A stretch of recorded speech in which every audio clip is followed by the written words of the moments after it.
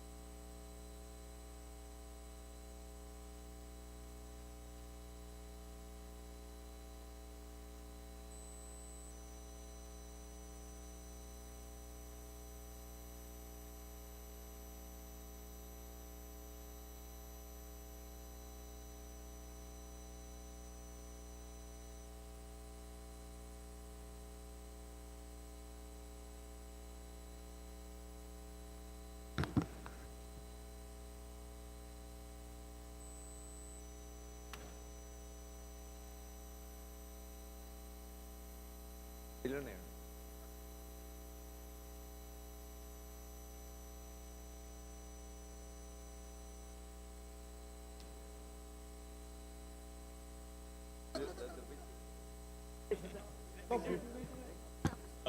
Bawal lang tatlo eh. Thank you.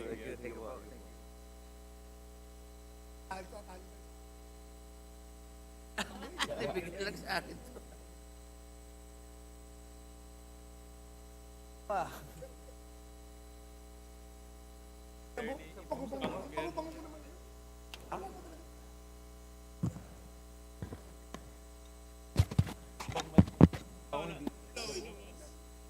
Uy, hello. How are you, boss? Okay lang. Kumusta? The session is called to order. Everybody is requested to rise for the singing of the national anthem. Bayang magiliw, perlas ng silanganan, alam ng puso, sa titik mo'y buhay. Lupang hinirang, duyan ka ng magiging, sa manlulupit, di ka pasisingil, sa dagat at bundok, sa simoy at sa langit mo.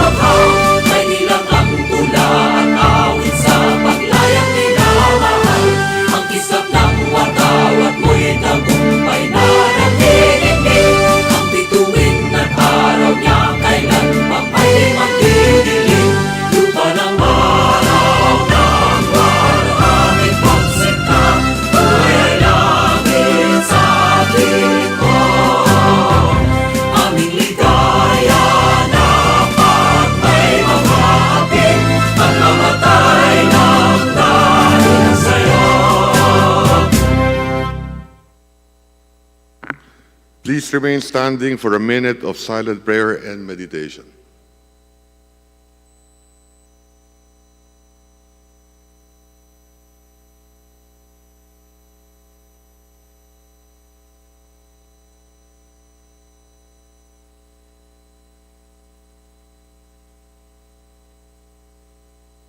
The Secretary General is directed to call the roll of members. Roll call of members.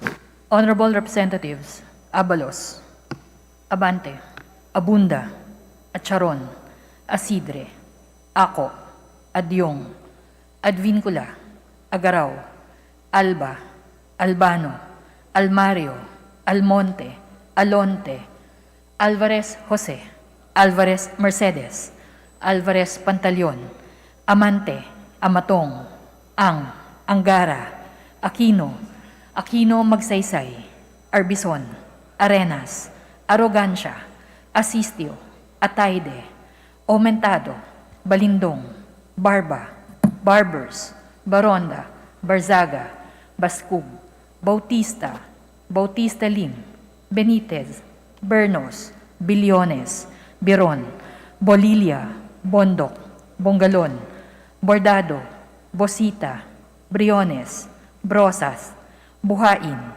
Bulut Begtang, Bustos, Cabredo, Cagas, Kahayon Uy, Calderon, Calixto, Campos, Kawagdan, Cardema, Cari, Castro Franz, Castro Jean, Celeste, Chato, Chan, Chua, Chungalaw, Ko Angelica Natasha, Ko Elizaldi, Ko Pilar, Ko Juanco Jaime, Ko Juanco Mark, Colada, Colliantes, Corvera, Cruz Ambrosio, Cruz Ricardo, Cua, Quaresma, Dagoo, Dalipe, Dalog, Dayang Hirang, Daza, De Jesus, De Venecia, Defensor, Del Mar, De Los Santos, Dimaporo Muhammad Khalid, Dimaporo City Amina, Dionisio, Domingo, Duavit, Duhali, Duterte, D. Faustino Ino, D. Faustino Michael, D. Ian Paul, Ecleo, Emano, Enverga, Escudero, Espares, Espina, Estrella, Yudela, Farinas, Fernandez, Ferrer Antonio, Ferrer Juliet Marie, Flores, Fortes, Frasco, Fresnedi, Fuentebella, Galeos, Garcia Albert, Garcia Dante, Garcia Jose Arturo, Garcia Maria Angela, Garcia Pablo Jan, Garcia Vincent, Guardiola, Garin, Gasataya, Gato, Go Ed Christopher, Go Mark, Goles, Gomez, Gonzaga, Gonzales Aurelio, Gonzales Neptali, Gonzales Sandro, Goriseta, Guico, Gintu, Gulias, Gutierrez, Hagidorn, Haresco, Hataman, Hernandez, Herrera, Horibata, Javier, Ko Olga Ara, Ko Ricardo, Ko Wilton, Konghun, Labad-Labad, Lacson, Lacson Noel, Lagman, Lagon Daphne, Lagon Sani, Lara, Lazatin, Lee, Legarda, Libanan, Limkaychong, Loyola, Luistro, Lumayag, Makapagal Arroyo, Maceda, Madrona, Magsino, Malapitan, Mangawang, Maniquis, Manuel, Marañon, Marcoleta, Marcos, Mariano Hernandez, Marinho, Marquez, Martinez, Mastura, Matibag, Matugas, Mendoza, Mercado, Mercado Revilla, Miguel, Momo, Morden, Nava, Nisay, Noel, Nograles, Juan Fidel, Nograles, Margarita, Nolasco, Uwaminal, Olaso, Olivares, Ongchuan, Ordanes, Ortega, Uwano Dizon,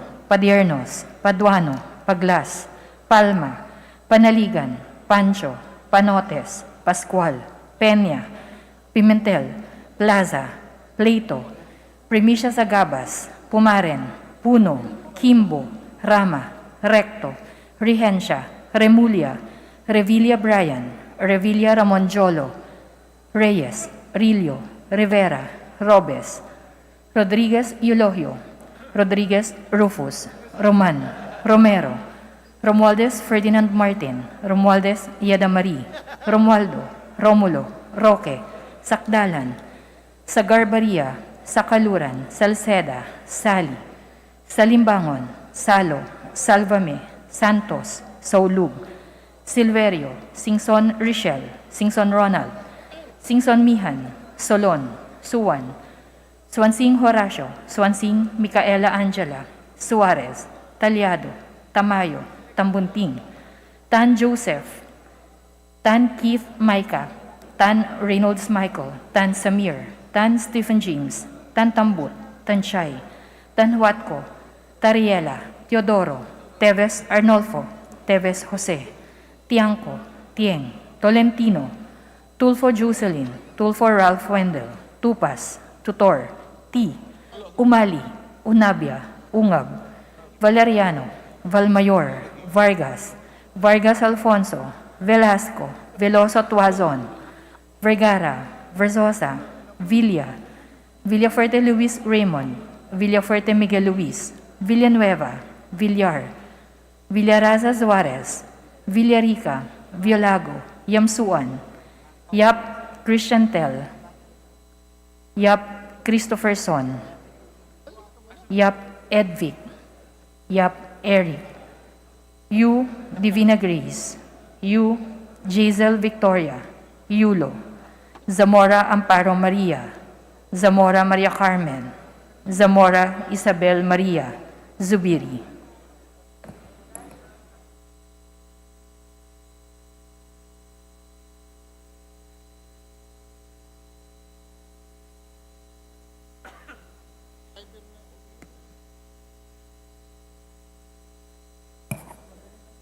Mr. Speaker, the roll call shows that 310 members responded to the call. With 310 members responding to the call, the chair declares the presence of a quorum. Majority Leader. Mr. Speaker, 1 minute suspension. Session suspended.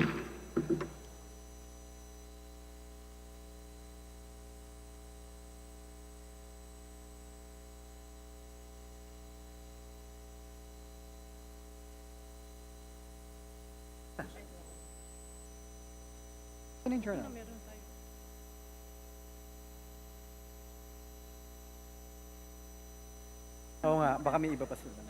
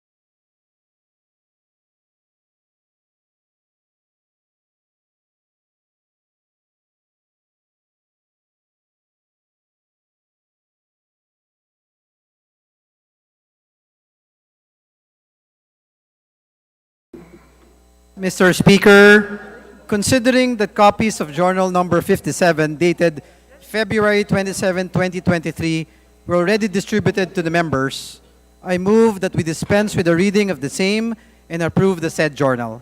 Is there any objection? The chair hears none. Journal number 57 dated February 27, 2023 is hereby approved.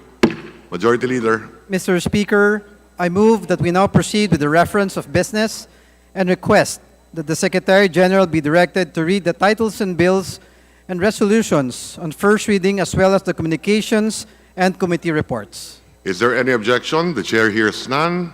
The Secretary General is directed to read the title of the bills and resolutions on first reading as well as messages, communications, and committee reports for referral to the appropriate committee. Reference of business, bills on first reading, House Bill 7312, prohibiting the active use and display of commercial billboards during typhoons, by Representative Tambunting. To the Committee on Disaster Resilience. House Bill 7313, revitalizing the salt industry, by Representative Tambunting. To the Committee on Agriculture and Food. House Bill 7314, providing for free freight services in the transportation of relief goods to calamity-stricken areas, by Representative Tambunting. To the Committee on Disaster Resilience. House Bill 7317, authorizing the DOH to set and approve the bed capacity and service capability of all DOH hospitals, by, To the Committee on- by Representatives Noel and Lacson Noel. To the Committee on Health. House Bill 7318, lowering the optional retirement age of public school teachers from 60 years old to 55 years old, by Representatives Noel and Lacson Noel. To the Committee on Government Enterprises and Privatization. House Bill 7319, providing for lifetime validity of PWD identification cards, by Representative Gintu.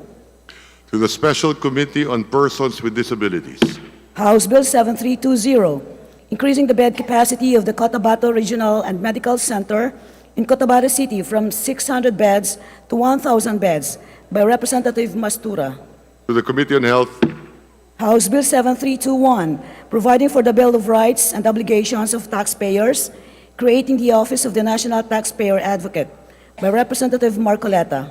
To the Committee on Ways and Means. House Bill 7323, declaring the Philippine State College of Aeronautics as the national professional institution for aviation, to be known as the National Aviation Academy of the Philippines, by Representative Saldo. To the Committee on Higher and Technical Education. House Bill 7326, creating one additional branch of the Regional Trial Court in the 10th Judicial Region to be stationed in Quezon, Bukidnon, by Representative Zubiri. To the Committee on Justice. House Bill 7328, amending Section 5 of the Biofuels Act of 2006, by Representative Colada. To the Committee on Energy.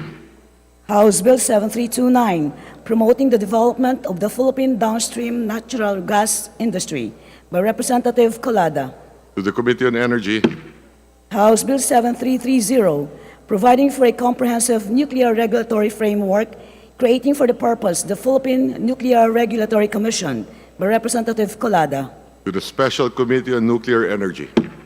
House Bill 7331, amending the Downstream Oil Deregulation Act of 1998, by Representative Colada. To the Committee on Energy. House Bill 7332, establishing a national energy policy and regulatory framework for facilities utilizing waste-to-energy technologies, by Representative Colada. To the Committee on Ecology and the Committee on Energy. House Bill 7333, requiring the completion of personal finance literacy course in technical vocational schools and centers, by Representative Alba.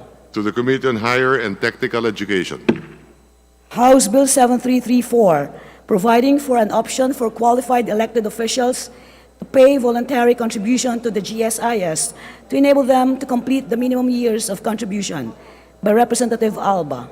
To the Committee on Government Enterprises and Privatization. House Bill 7335, strengthening the governance and management of the Philippine Science High School System, by Representative Marcos. To the Committee on Science and Technology. Resolutions. House Resolution 799, commending and congratulating Dolly Earnshaw de Leon for winning the Best Supporting Performer Award at the Los Angeles Critics Awards by Representative Tambunting. To the Special Committee on Creative Industry and Performing Arts. House Resolution 800, commending and congratulating Dolly de Leon for winning the Breakthrough Performance Award at the Middleburg Film Festival by Representative Tambunting. To the Special Committee on Creative Industry and Performing Arts. House Resolution 801, directing the House Committee on Transportation to conduct inquiries on the adverse socio-economic impacts of the planned jeepney phase-out without adequate government support by Representative Salceda. To the Committee on Rules. Message from the Senate. Message dated February 28, 2023, informing the House of Representatives that on even date, the Senate adopted Senate Concurrent Resolution 7, in which it requests the concurrence of the House. To the Committee on Rules. Communications. Letters from officials of the Intramuros Administration, Zamboanga City Special Economic Zone Authority and Freeport, and Veterans Memorial Medical Center, submitting to the House of Representatives copies of certain reports. Letters from officials of the Philippine Fisheries Development Authority and Department of Environment and Natural Resources, informing the House of certain reports that were posted on their website. To the Committee on Appropriations.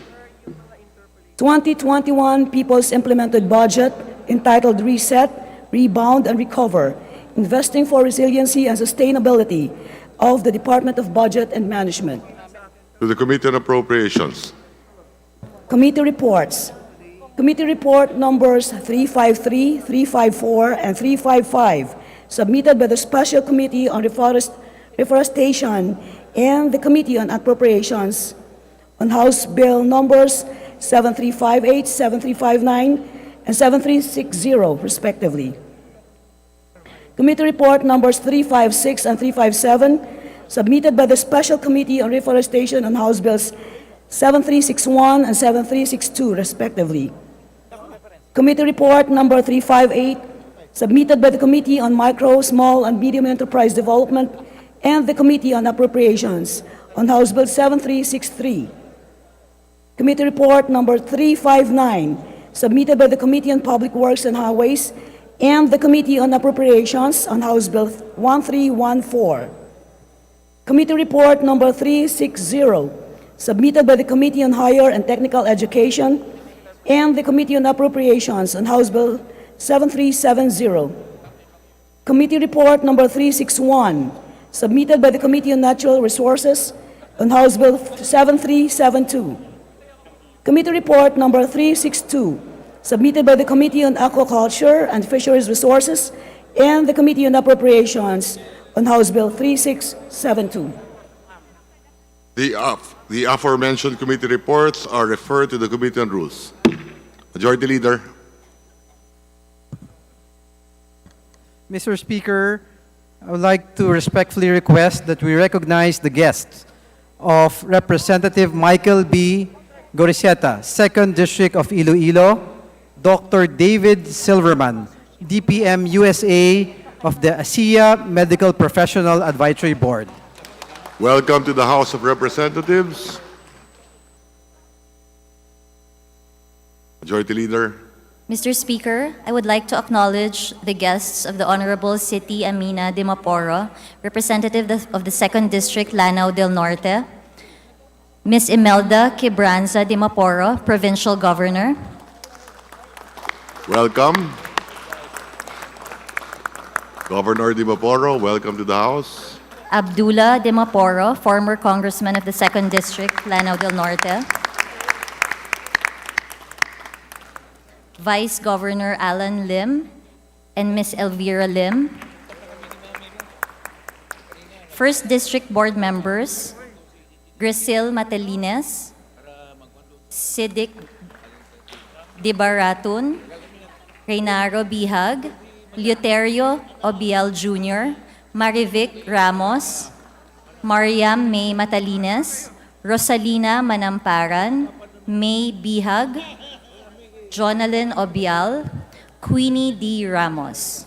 2nd District Board members, Maria Cristina Atay, Ahmad Bashir Taha, Superman Usop Jr., Haron Omar Jr., Abdani Buanding, Christine May Atay, Rohani Taha, Roslame Usop, Kansa Omar, Salamida Buanding, ex-officio members, Lyndon Abukay, PCL President, Genesis Tura, ABC President, Dalia Cristobal, SK President, Maria Teresa Abukay, Sherlyn Tura, Riam Jaython Garcia, Maria Alma Villame, and Miss Marites Silas.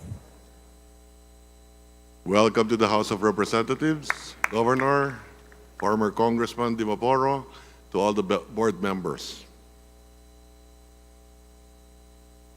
Majority Leader. Mr. Speaker, under the calendar of business for the day, I move that we consider House Bill number 7352 under Committee Report number 350, and that the Secretary General be directed to read the title of the bill. Is there any objection? The chair hears none. Motion is approved. Secretary General is directed to read the title of the measure. House Bill number 7352, an act implementing resolution of both houses number 6 of the Congress of the Philippines, calling for a constitutional convention to propose amendments to or revision of the 1987 Constitution, appropriating funds therefore and for other purposes. Majority Leader. Mr. Speaker, I move that we recognize honorable gentleman from the 2nd District of Cagayan de Oro City, the chairman of the Committee on Constitutional Amendments, Representative Rufus Rodriguez, for his sponsorship of the measure. Chairman of the committee, Congressman Rufus Rodriguez, is recognized to sponsor the measure. Thank you, Mr. Speaker. At the outset, let me thank our distinguished colleagues for overwhelmingly voting on second reading resolution of both houses number 6. Today, we are going to give the sponsorship speech of the act implementing resolution of both houses number 6.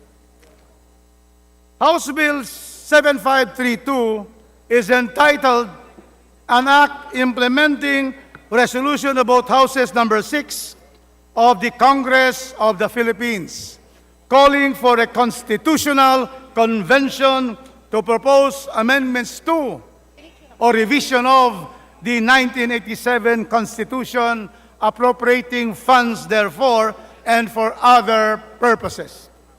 Mr. Speaker, my distinguished colleagues, may I present to you the committee report of the Committee on Constitutional Amendments on House Bill 7532. This is the accompanying measure of resolution about houses number 6, which this August chamber adopted on second reading last night. I thank you for all your resolve and steadfastness in taking the position of not only fulfilling the mandate of Congress, but of being patriotic citizens in doing our part towards economic development. Based on the voting last night, Mr. Speaker, the House of Representatives maintained in effect that amending the economic provisions of the Constitution through a constitutional convention is, number one, imperative to a sustained economy, urgently needed and vital to our economy, and as a long-term solution, Mr. Speaker, to the present problems faced by our country today, such as inflation, lack of jobs, and competition in various industries. Another imperative, Mr. Speaker, for this Congress is this House bill and the resolution of both houses are well studied, backed up by experts since the 11th Congress by the Preparatory Commission, which submitted the report to Congress and strongly recommended to known economists and business groups. 11th Congress, mayroon na ito. Now is the 19th Congress.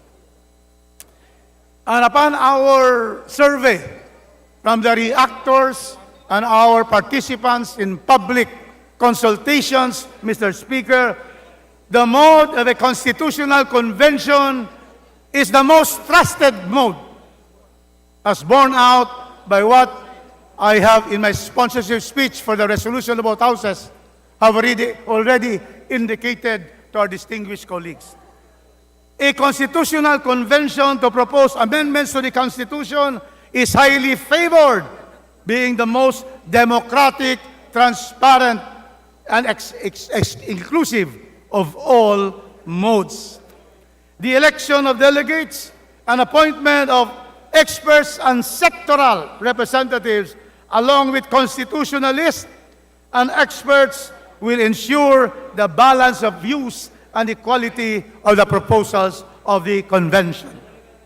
Allow me now, Mr. Speaker, dear colleagues, to go through the following salient features of House Bill 7352. First, it mandates the Constitutional Convention to be composed of 251 elected delegates and appointed sectoral representatives. The appointed delegates constitute 20%, Mr. Speaker, of the Congress, inclusive of the 251 delegates from all our congressional districts all over the country, from Batanes to Tawi-Tawi. Therefore, the total number of appointed delegates is 63, 20% of the total delegates of 316. Then, Mr. Speaker, this bill provides for the qualifications of the elected and appointed delegates and the disqualification of those who are convicted by final judgment of a crime involving moral turpitude. Next, the election of delegates will be on the last Monday of October 2023, specifically October 30. That is the last Monday of October. Simultaneously, Mr. Speaker, with the election of barangay and Sangguniang Kabataan elections. Both will be non-partisan. Barangays are non-partisan. Election for delegates will be non-partisan. Then, Mr. Speaker, it prohibits acts in addition to the provisions provided for in the Omnibus Election Code of the Philippines. There are prohibited acts. And then, this bill will set the term.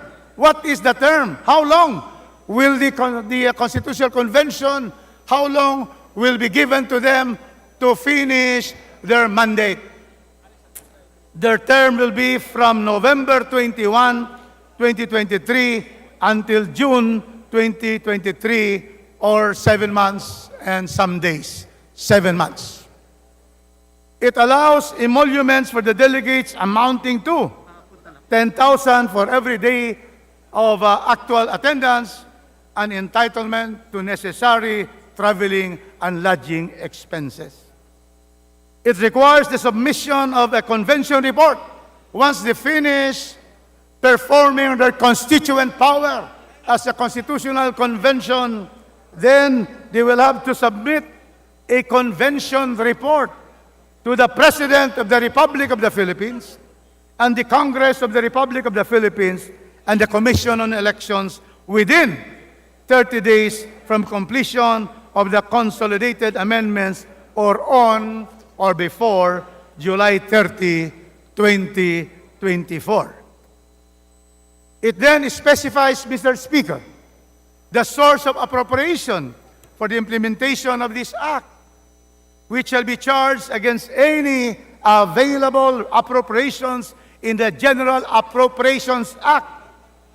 Thereafter, the amount necessary for the operations of the Constitutional Convention and the subsequent plebiscite shall be included in the Annual General Appropriations Act.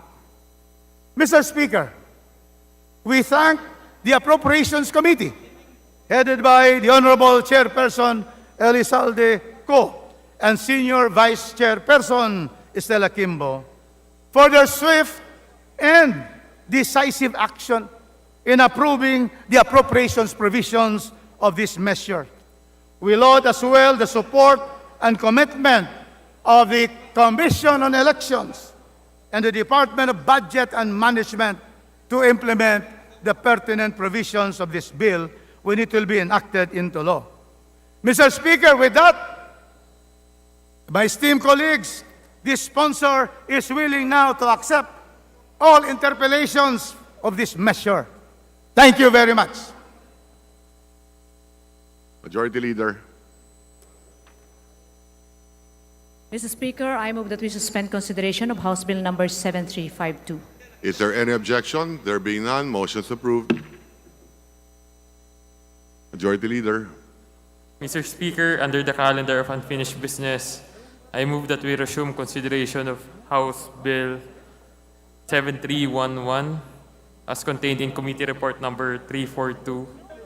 And may I request that the Secretary General be directed to read the title of the bill.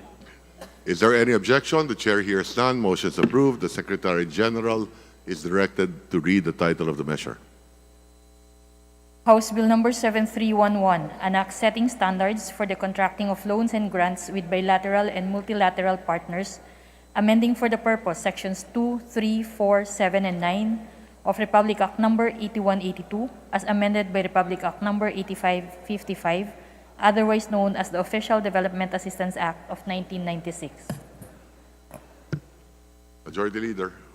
Mr. Speaker, the parliamentary status of the bill is that it is in the period of sponsorship and debate. I move that we recognize the Honorable Ria Vergara. The Honorable Ria Vergara is recognized to sponsor the measure. Please proceed. Thank you, Mr. Speaker.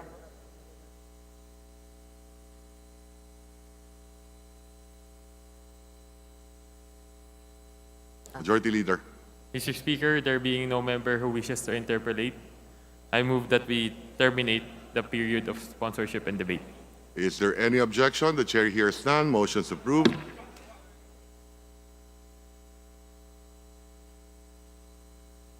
Majority Leader. Mr. Speaker, I move that we open the period of amendments. Is there any objection? The chair hears none. Motion is approved.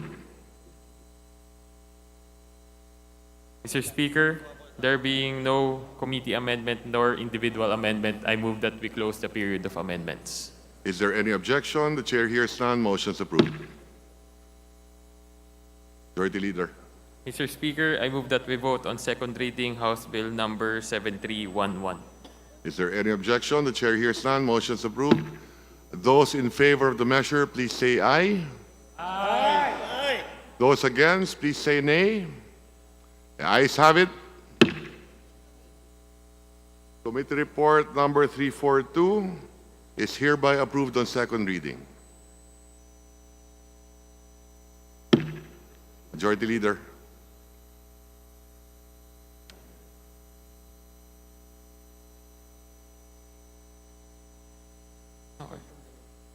Okay. Mr. Speaker, under the calendar of business for the day, I move that we consider House Bill number 7208 as contained in Committee Report 320, and may I request that the Secretary General be directed to read the title of the bill. Is there any objection? Chair hears none. Motion is approved. The Secretary General is directed to read the title of the bill. House Bill 7208, an act declaring January 22 of every year a special working holiday in the entire country to be known as National Farmers' Day. Majority Leader. Mr. Speaker, I move that we open the period of sponsorship and debate. Is there any objection? Chair hears none. Motion is approved. Mr. Speaker, I move that we recognize the Honorable Arlene Brosas to sponsor the said The Honorable Arlene Brosas is recognized to sponsor the measure. Please proceed. Thank you, Mr. Speaker. Mr. Speaker, it is a great honor for this representation from Gabriela Women's Party to sponsor House Bill 7208 or an act declaring January 22 of every year a special working holiday to be known as National Farmers' Day, as contained in Committee Report Number 320. January 22, 1987, nung magmarcha ang mga magsasaka sa pangunguna ng kilusang magbubukid ng Pilipinas patungong Malacanang para ipaglaban ang tunay na reforma sa lupa. Habang nakikipag-usap sa mga otoridad upang payagan silang makarating sa bukana ng gate ng Malacanang, nagpaputok ng baril ang mga pulis sa mga magsasaka. Nagresulta ito ng pagkamatay ng 13 magsasaka.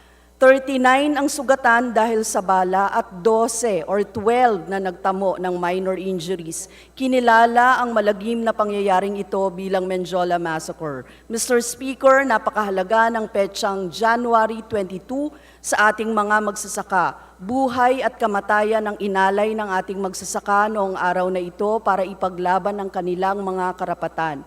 Mahigit 35 years na ang nakalipas mula noong naganap ang malagim na Menjola Massacre. Ngunit sadsad pa rin ang kalagayan ng mga magsasaka. Wala pa ring tunay na reforma sa lupa at hustisya. Walang subsidyong ibinibigay ang gobyerno sa kabila ng krisis na kanilang pinapasan. Patuloy ang pagpapatupad ng mga anti-magsasakang polisiya tulad ng RTL o Rice Tarification Law at kamakailan lang niratipika ang Regional Comprehensive Economic Partnership o RCEP na siyang magbubukas ng mas maraming importasyon at pagkalugi ng mga local producers at dagdag pa sa paghihirap ng ating mga magsasaka. Nire-red tag pa sila, pinagbibintakang terorista at pinapatay. House Bill 7208 was originally formulated by the Anakpawis Party List to remind the nation of the tragic incident which deserves a chapter in our country's history and to honor the heroism of the peasants whose lives were offered in the struggle for genuine agrarian reform. Mr. Speaker, let's give our farmers the recognition that they deserve. Silang magsasaka ang nagtatanim para magkaroon ng pagkain sa bawat hapag. Kilalanin natin ang mahalaga at makasaysayang papel ng mga magsasaka sa pagsusulong ng katiyakan sa pagkain, ng katarungan at ng tunay na kalayaan sa ating bansa. Maraming salamat po. Majority Leader. Mr. Speaker, there being no member who wishes to interpolate, I move that we terminate this period of sponsorship and debate. Is there any objection? Chair hears none. Motion's approved. Mr. Speaker, I move that we open the period of amendments. Is there any objection? Chair hears none. Motion's approved. Mr. Speaker, there being no committee amendment nor individual amendment, I move that we close the period of amendments. Is there any objection? Chair hears none. Motion's approved. Mr. Speaker, I move that we vote on second reading House Bill number 7208. Is there any objection? Chair hears none. Motion's approved. Those in favor of the measure, please say aye. Aye. Those against, please say nay. The ayes have it. Majority Leader. Mr. Speaker, under the calendar of business for today, I move that we consider House Bill number 7209 as contained in Committee Report number 321, and may I request that the Secretary General be directed to read the title of the bill. Is there any objection? Chair hears none. Motion's approved. The Secretary General is directed to read the title of the measure. House Bill 7209, an act declaring the fourth Thursday of November of every year as National Thanksgiving Day. Majority Leader. Mr. Speaker, I move that we open this period of sponsorship and debate. Is there any objection? Chair hears none. Motion's approved. Mr. Speaker, I move that the chairperson of the Committee on Revision of Laws, the Honorable Edward Vera Perez Maceda, be recognized to begin sponsorship of the measure via Zoom. Is there any objection? Chair hears none. Motion's approved. Representative De Venecia is recognized to sponsor the measure via Zoom. Maceda. Thank you, Mr. Speaker. Okay lang, magpinsan naman kami ni Congressman De Venecia. First of all, I'd like to congratulate Congressman Arlene Brosas on the passage on second reading of that bill. I, being the chairman and we deliberated in my committee, and being a co-sponsor, I'm very happy that that bill has been approved on second reading. As regards this bill had already been passed on third reading last Congress, and there's not much change in the wording. So I hope that my colleagues in this august chamber support this bill, and I seek its immediate passage for declaring November 4 of Thursday of every fourth Thursday rather of November of every year as National Thanksgiving Day, to instill the act of gratitude and gratefulness to every Filipino citizen towards a united and prosperous country. As Neil Maxwell said, Mr. Speaker, my distinguished colleagues, though we should certainly count our blessings, we should also make our blessings count. For these reasons, Mr. Speaker, I'm earnestly asking for the consideration and swift approval of this bill. Thank you. Thank you, Representative Maceda. Majority Leader, please proceed. Mr. Speaker, there being no member who wishes to interpolate, I move that we terminate the period of sponsorship and debate. Is there any objection? Chair hears none. Motion's approved. Mr. Speaker, I move that we open the period of amendments. Is there any objection? Chair hears none. Motion's approved. Mr. Speaker, there being no committee amendment nor individual amendment, I move that we terminate the period of amendments. Is there any objection? Chair hears none. Motion's approved. Mr. Speaker, I move that we vote on second reading House Bill number 7209. Is there any objection? Chair hears none. Motion's approved. Those in favor of the measure, please say aye. Those against, please say nay. Ayes have it.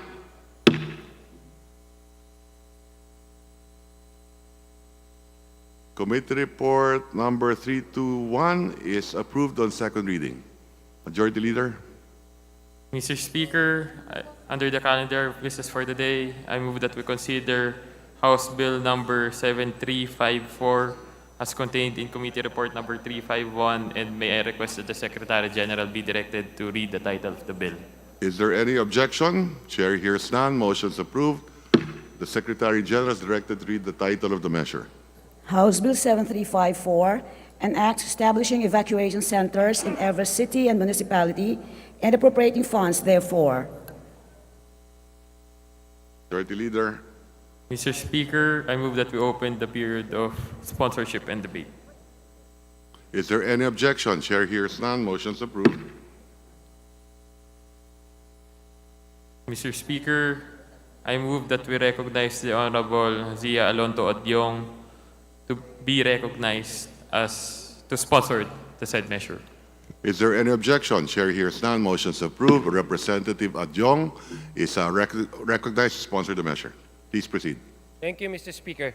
Mr. Speaker, the Committee on Disaster Resilience, through the Subcommittee on Disaster Preparedness, conducted its deliberation on the 26 measures on the establishment of evacuation centers in every city and municipality across the country.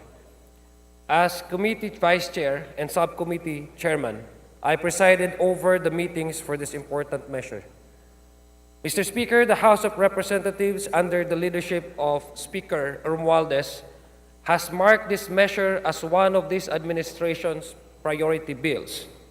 And that is good, and that is for a good reason, Mr. Speaker. The proposed measures aim to establish disaster-resilient and permanent evacuation centers that can withstand super typhoon winds, strong earthquakes, and all other natural calamities, which our nation is unfortunately always exposed to being an archipelago along the typhoon belt.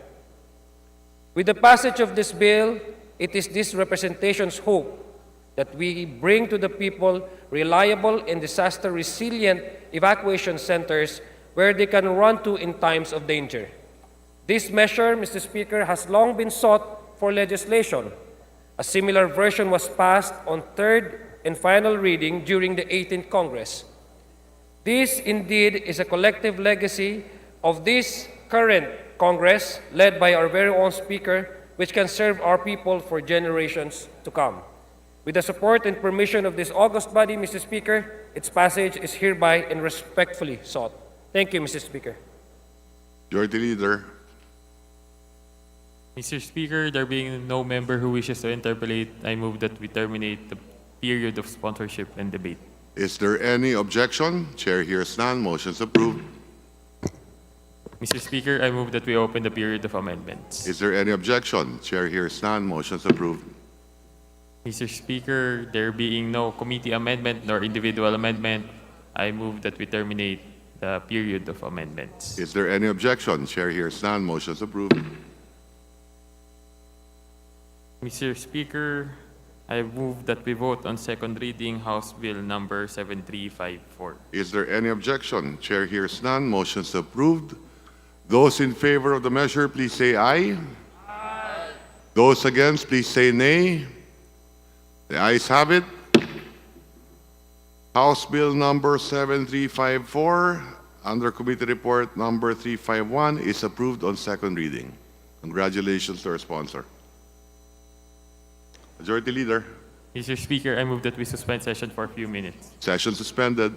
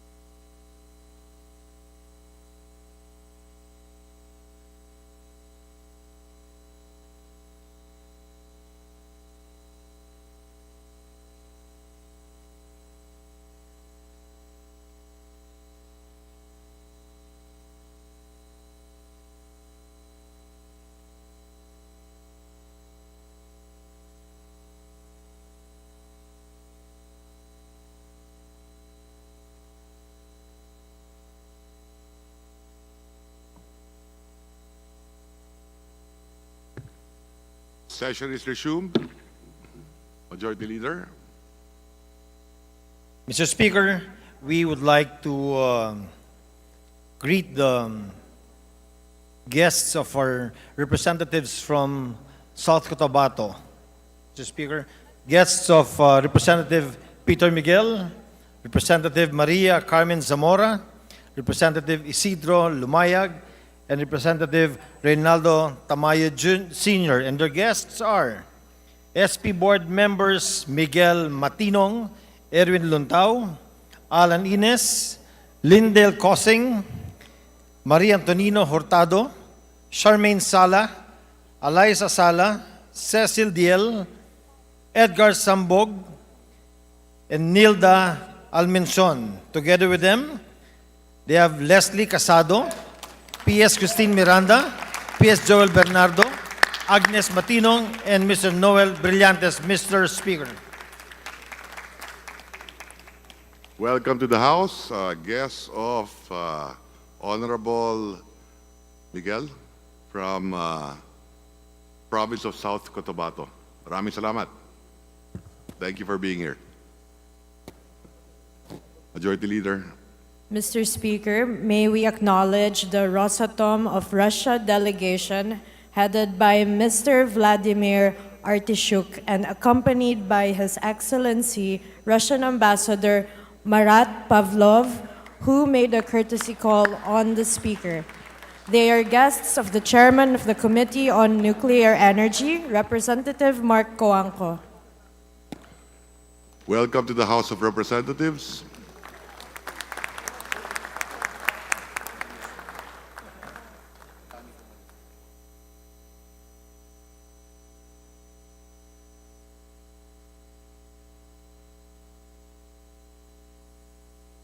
Majority Leader. Mr. Speaker, we may suspend session for a few minutes. Session suspended.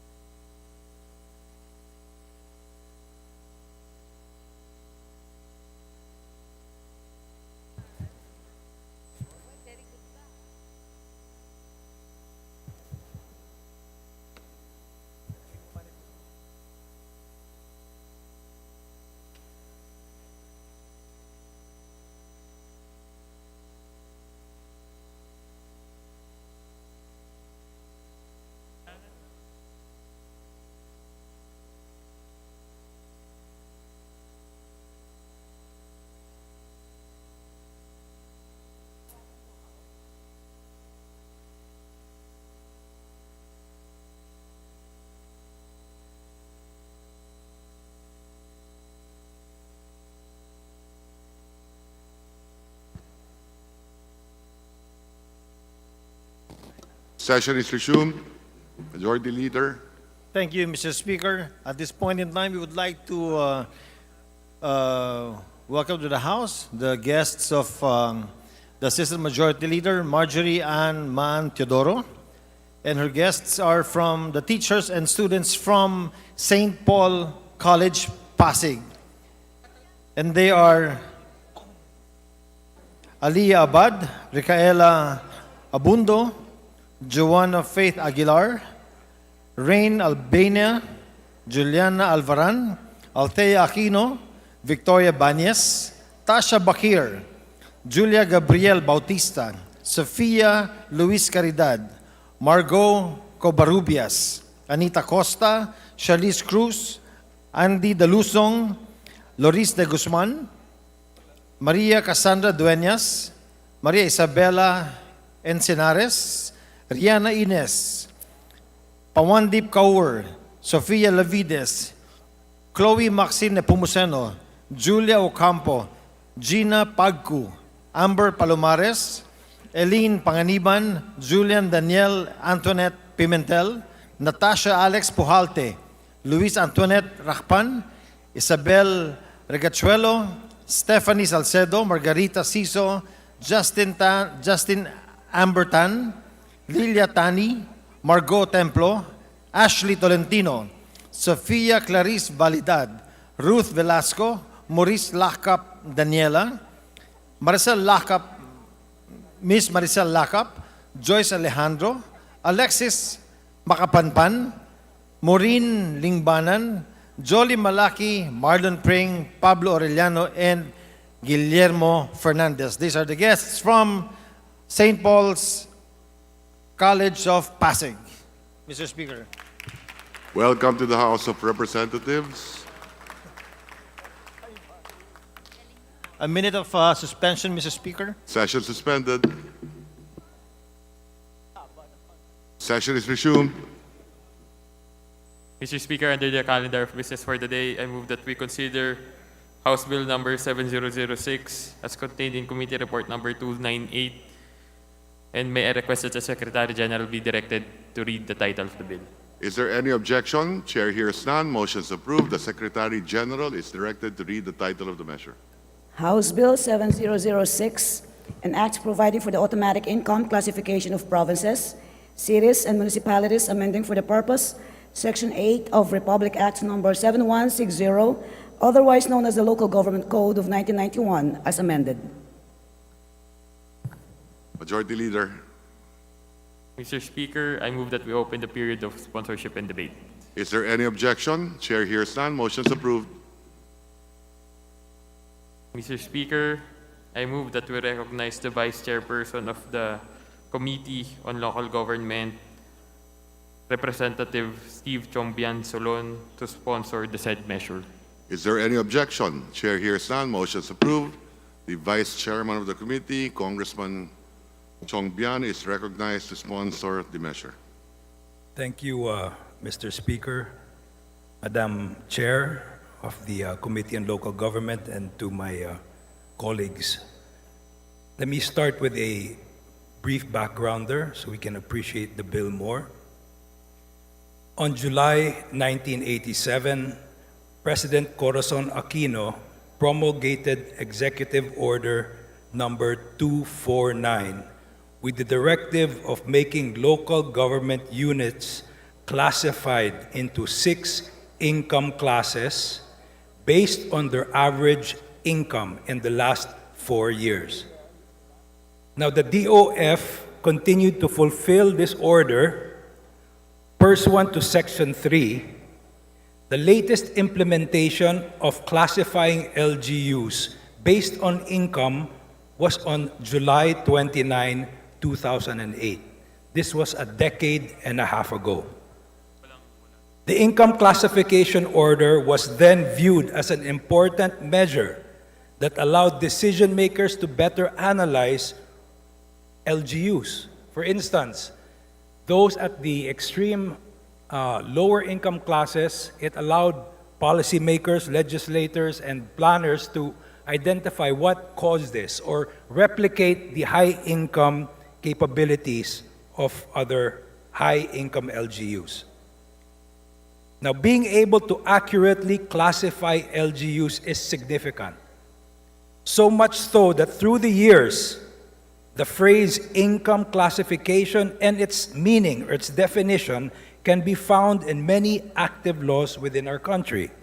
For instance, honorable members, Republic Act 10023, or an act authorizing the issuance of free patents to residential lands.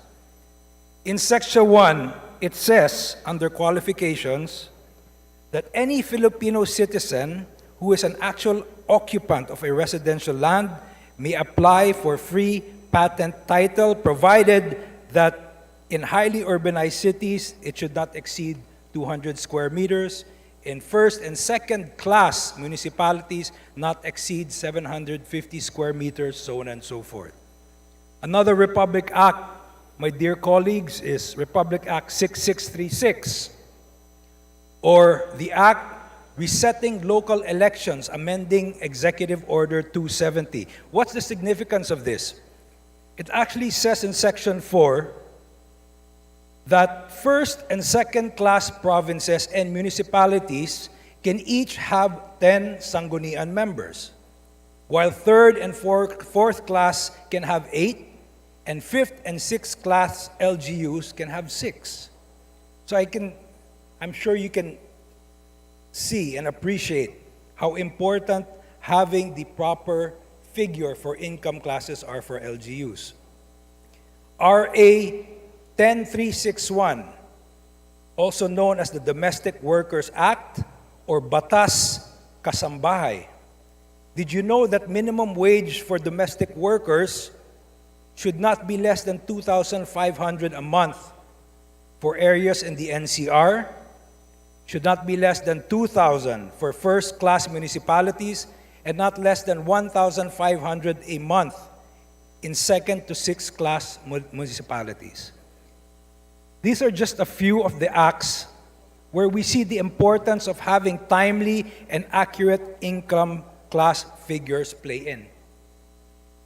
Some of these laws use income classification as a basis. So we cannot have figures that are a decade and a half old.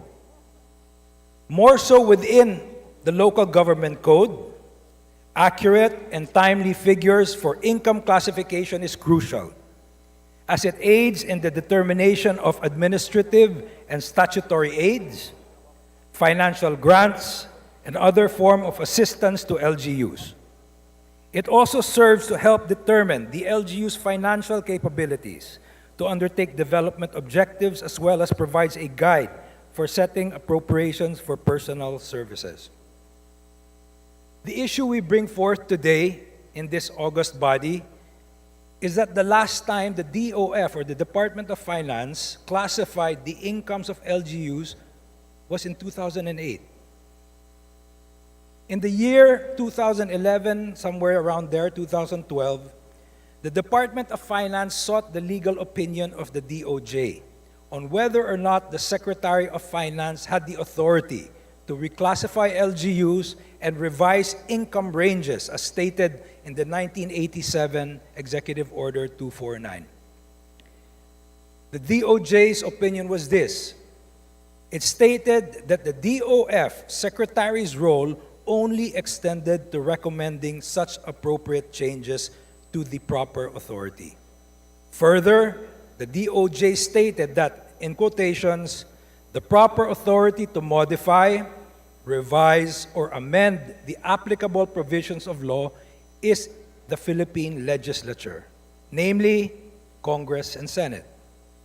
It is in this light that House Bills 1817, 5290, 6121 by former Congressman and now Secretary Rex Gatchalian, Congressman Zal de Villa, and Congressman Wowo Fortes, respectively, came into being. Through thorough and meticulous committee deliberations with agencies concerned, including the League of Provinces, the League of Municipalities, and the League of Cities, substitute House Bill 7006 was created and is now up for deliberations and approval today in this august chambers. Thank you very much, Mr. Speaker, my dear colleagues. Majority Leader. Mr. Speaker, I move that we suspend consideration of House Bill number 7006. Is there any objection? Chair hears none. Motion's approved. Mr. Speaker, under the calendar of unfinished business, I move that we resume consideration of House Bill number 7292 as contained in Committee Report number 330. And may I ask that the Secretary General be directed to read the title of the bill. Is there any objection? Chair hears none. Motion's approved. The Secretary General is directed to read the title of the measure. House Bill number 7292, an act creating a VAT refund mechanism for non-resident tourists, adding for the purpose a new section 112-A to the National Internal Revenue Code of 1997 as amended. Majority Leader. Mr. Speaker, the parliamentary status of the bill is that it is in the period of sponsorship and debate. I move that we recognize the Honorable Micaela Swansing. Is there any objection? Chair hears none. Motion's approved. Representative Honorable Micaela Swansing is recognized to sponsor the measure. Please proceed. Thank you very much, Mr. Speaker. I am open and willing to answer any questions that our members would have regarding the same measure. Majority Leader. Mr. Speaker, there being no member who wishes to interpolate, I move that we close the period of sponsorship and debate. Is there any objection? Chair hears none. Motion's approved. Mr. Speaker, I move that we open the period of amendments. Is there any objection? Chair hears none. Motion's approved. Mr. Speaker, there being no committee nor individual amendments, I move that we terminate the period of amendments. Is there any objection? Chair hears none. Motion's approved. Mr. Speaker, I move that we vote on second reading House Bill number 7292. Is there any objection? Chair hears none. Motion's approved. Those in favor of the measure, please say aye. Those against, please say nay. Ayes have it. House Bill number 7292 is approved on second reading. Congratulations to our sponsor. Majority Leader. Mr. Speaker, under the calendar of business for the day, I move that we consider House Bill number 7325 as contained in Committee Report number 348. And may I request that the Secretary General be directed to read the title of the bill. Is there any objection? Chair hears none. Motion's approved. The Secretary General is directed to read the title of the measure. House Bill 7325, an act instituting the Magna Carta of Filipino seafarers. Majority Leader. Mr. Speaker, I move that we open the period of sponsorship and debate. Is there any objection? Chair hears none. Motion's approved. Mr. Speaker, I move that we recognize the Honorable Ron Salo to sponsor the said measure. Is there any objection? Chair hears none. Motion's approved. Representative Saro is recognized. Please proceed. Thank you very much, Mr. Speaker. Mr. Speaker, my dear colleagues, ladies and gentlemen, a pleasant afternoon to all. As the chairperson of the Committee on Overseas Workers Affairs, or COA, it is with great honor that I sponsor House Bill number 7325, or the Magna Carta of Filipino seafarers. This is a substitute bill of 13 House bills filed this 19th Congress, all seeking to institute the Magna Carta of Filipino seafarers. Mr. Speaker, this legislative proposal has been previously approved on third reading by the House of Representatives in the past 3 Congresses. And now, this 19th Congress, we are being called again to pass this vital important measure that seeks to address prevailing issues and concerns pertaining to our seafarers and the Philippine maritime industry. We hope that in this Congress, we get to finally enact it into law. Mr. Speaker, this version of the Magna Carta before us now, which builds on the versions crafted in the previous Congresses, is the culmination of our hard work over the past few months, listening with various stakeholders to create a Magna Carta Filipino seafarers that is holistic, comprehensive, and responsive to the needs of our seafarers and concerns of the Philippine maritime industry.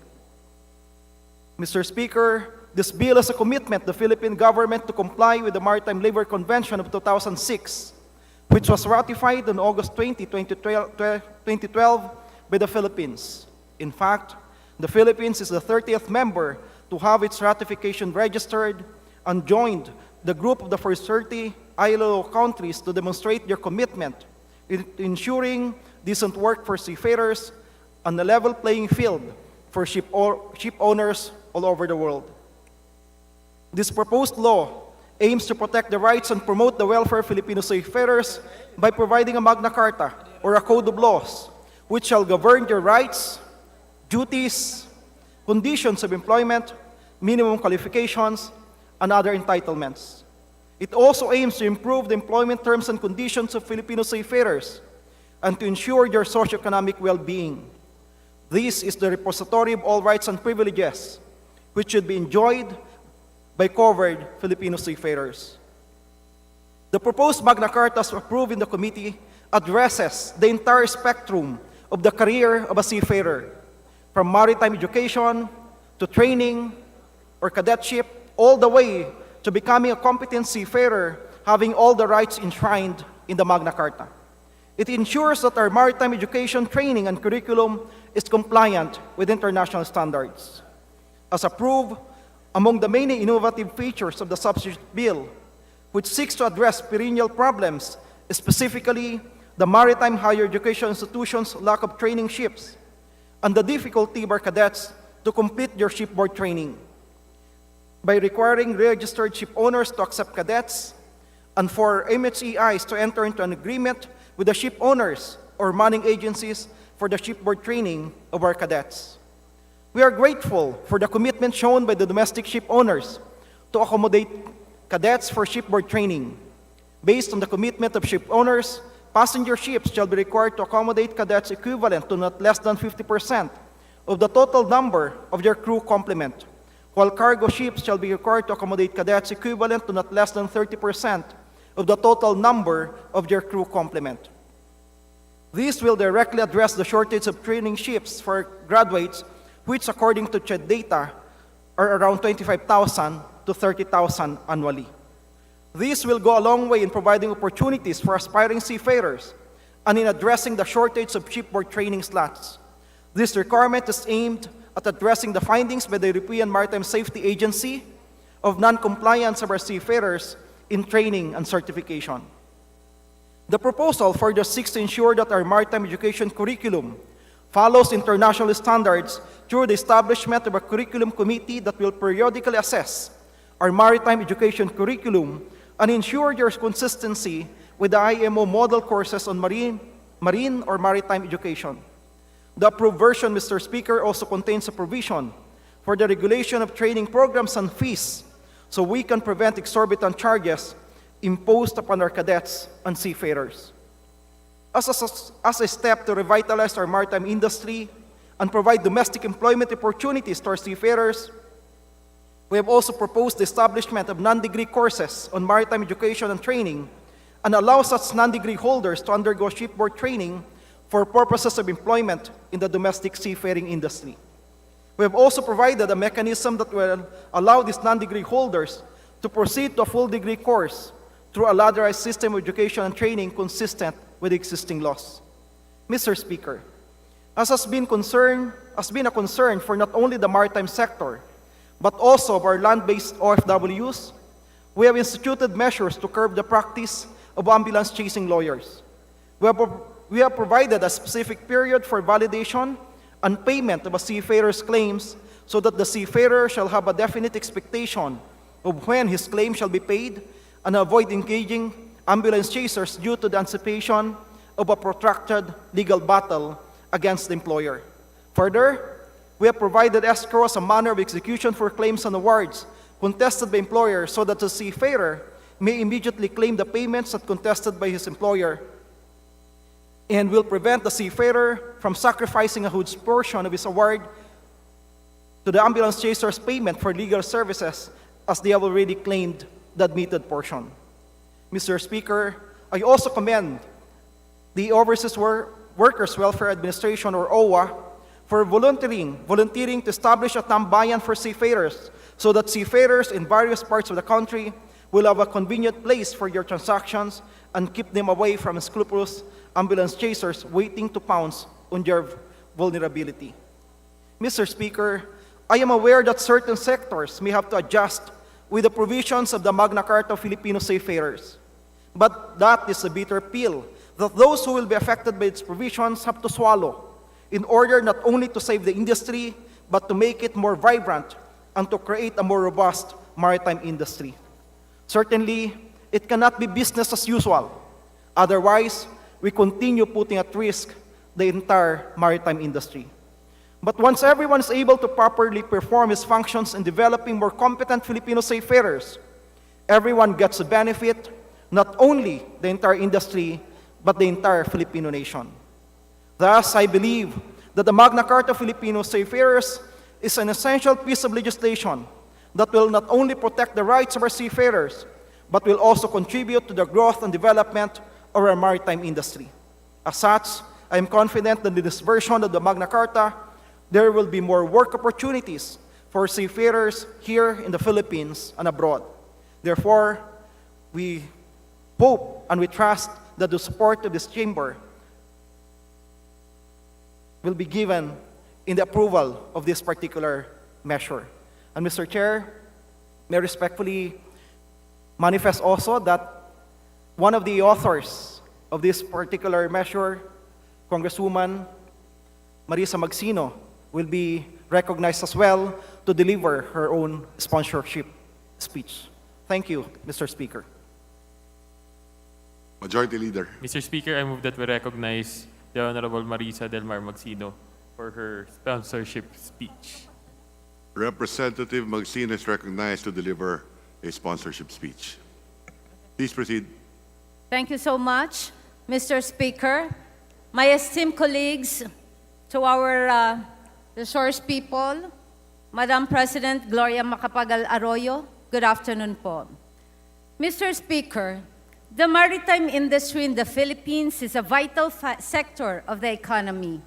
President Marcos, in his speech yesterday, committed to make the maritime industry a top priority as he fully recognizes that we are a maritime nation. Relatedly, any plan to boost the maritime industry must factor in the promotion of the welfare of our seafarers, the pillar and the heart of the maritime industry.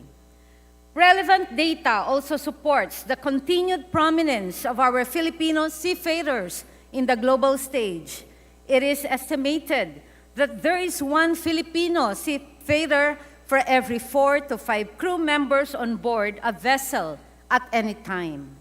Furthermore, according to the BIMCO ICS Seafarer Workforce Report in 2021, the largest supplier for both officers and ratings was the Philippines, followed by the Russian Federation, Indonesia, China, and India, thus becoming the single biggest nationality bloc in the international shipping industry.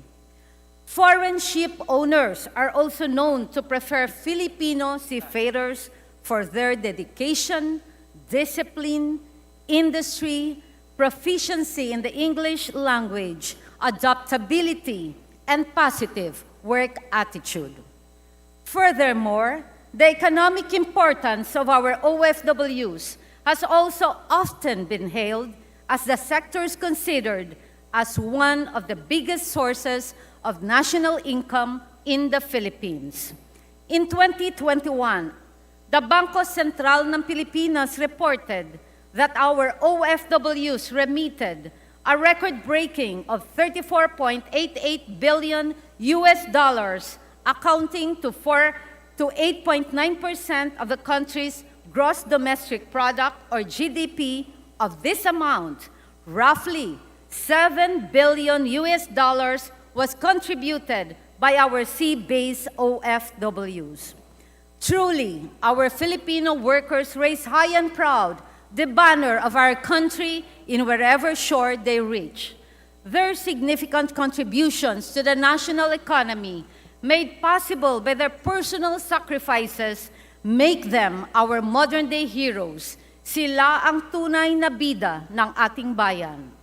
However, our accolades cannot drown out the myriad of work-related problems and issues confronting them, particularly our seafarers.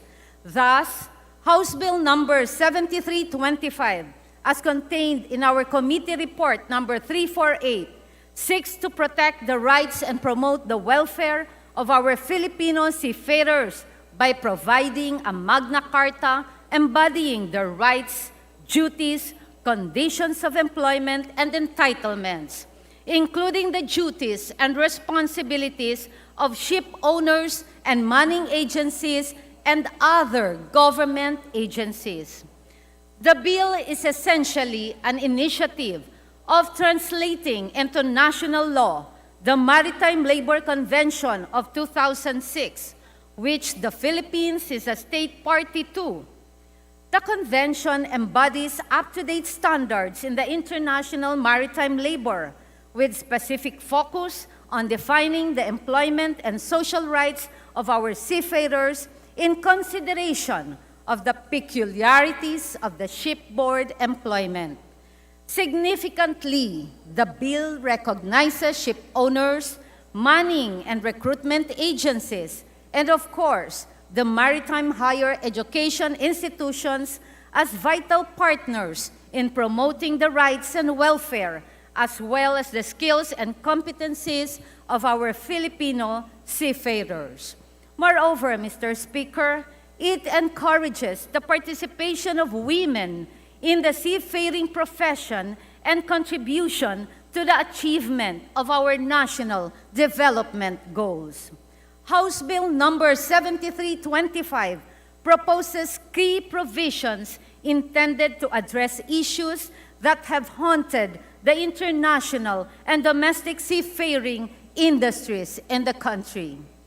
Foremost, it delineates the applicability of the proposed Magna Carta only to Filipino seafarers who are employed, engaged, or work in any capacity on board foreign registered ships and Philippine registered ships operating internationally, while seafarers on board ships operating domestically shall be covered by the Labor Code of the Philippines and other applicable laws.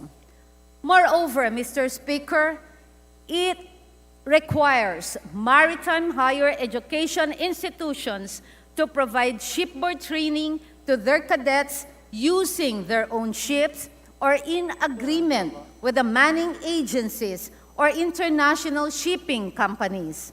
This provision aims to reinforce the competencies of our seafarers in compliance with the requirements of the Standards on Training, Certification, and Watchkeeping Convention. Furthermore, Mr. Speaker, the proposed Magna Carta mandates the establishment of a comprehensive national reintegration program for seafarers. It is no surprise that our Filipino seafarers have made a mark in the domestic and international maritime arena. The Philippines, being an archipelago with more than 7,000 islands separated by vast waters, have endowed our forefathers the natural mariner's instincts long before Spanish galleons traveled between Manila and Acapulco. These instincts manifest today in the Filipino seafarers' general resourcefulness and resilience while at work and away from their families. Their affinity for the water and innate adaptability make them most sought officers and crews in the international shipping industry. Filipino seafarers are truly gifts of the sea to the nation and to the world. For this, Mr. Speaker, they deserve no less than the best terms of employment and protection of their rights as workers at sea. The enactment of Magna Carta for seafarers is therefore not only timely but imperative.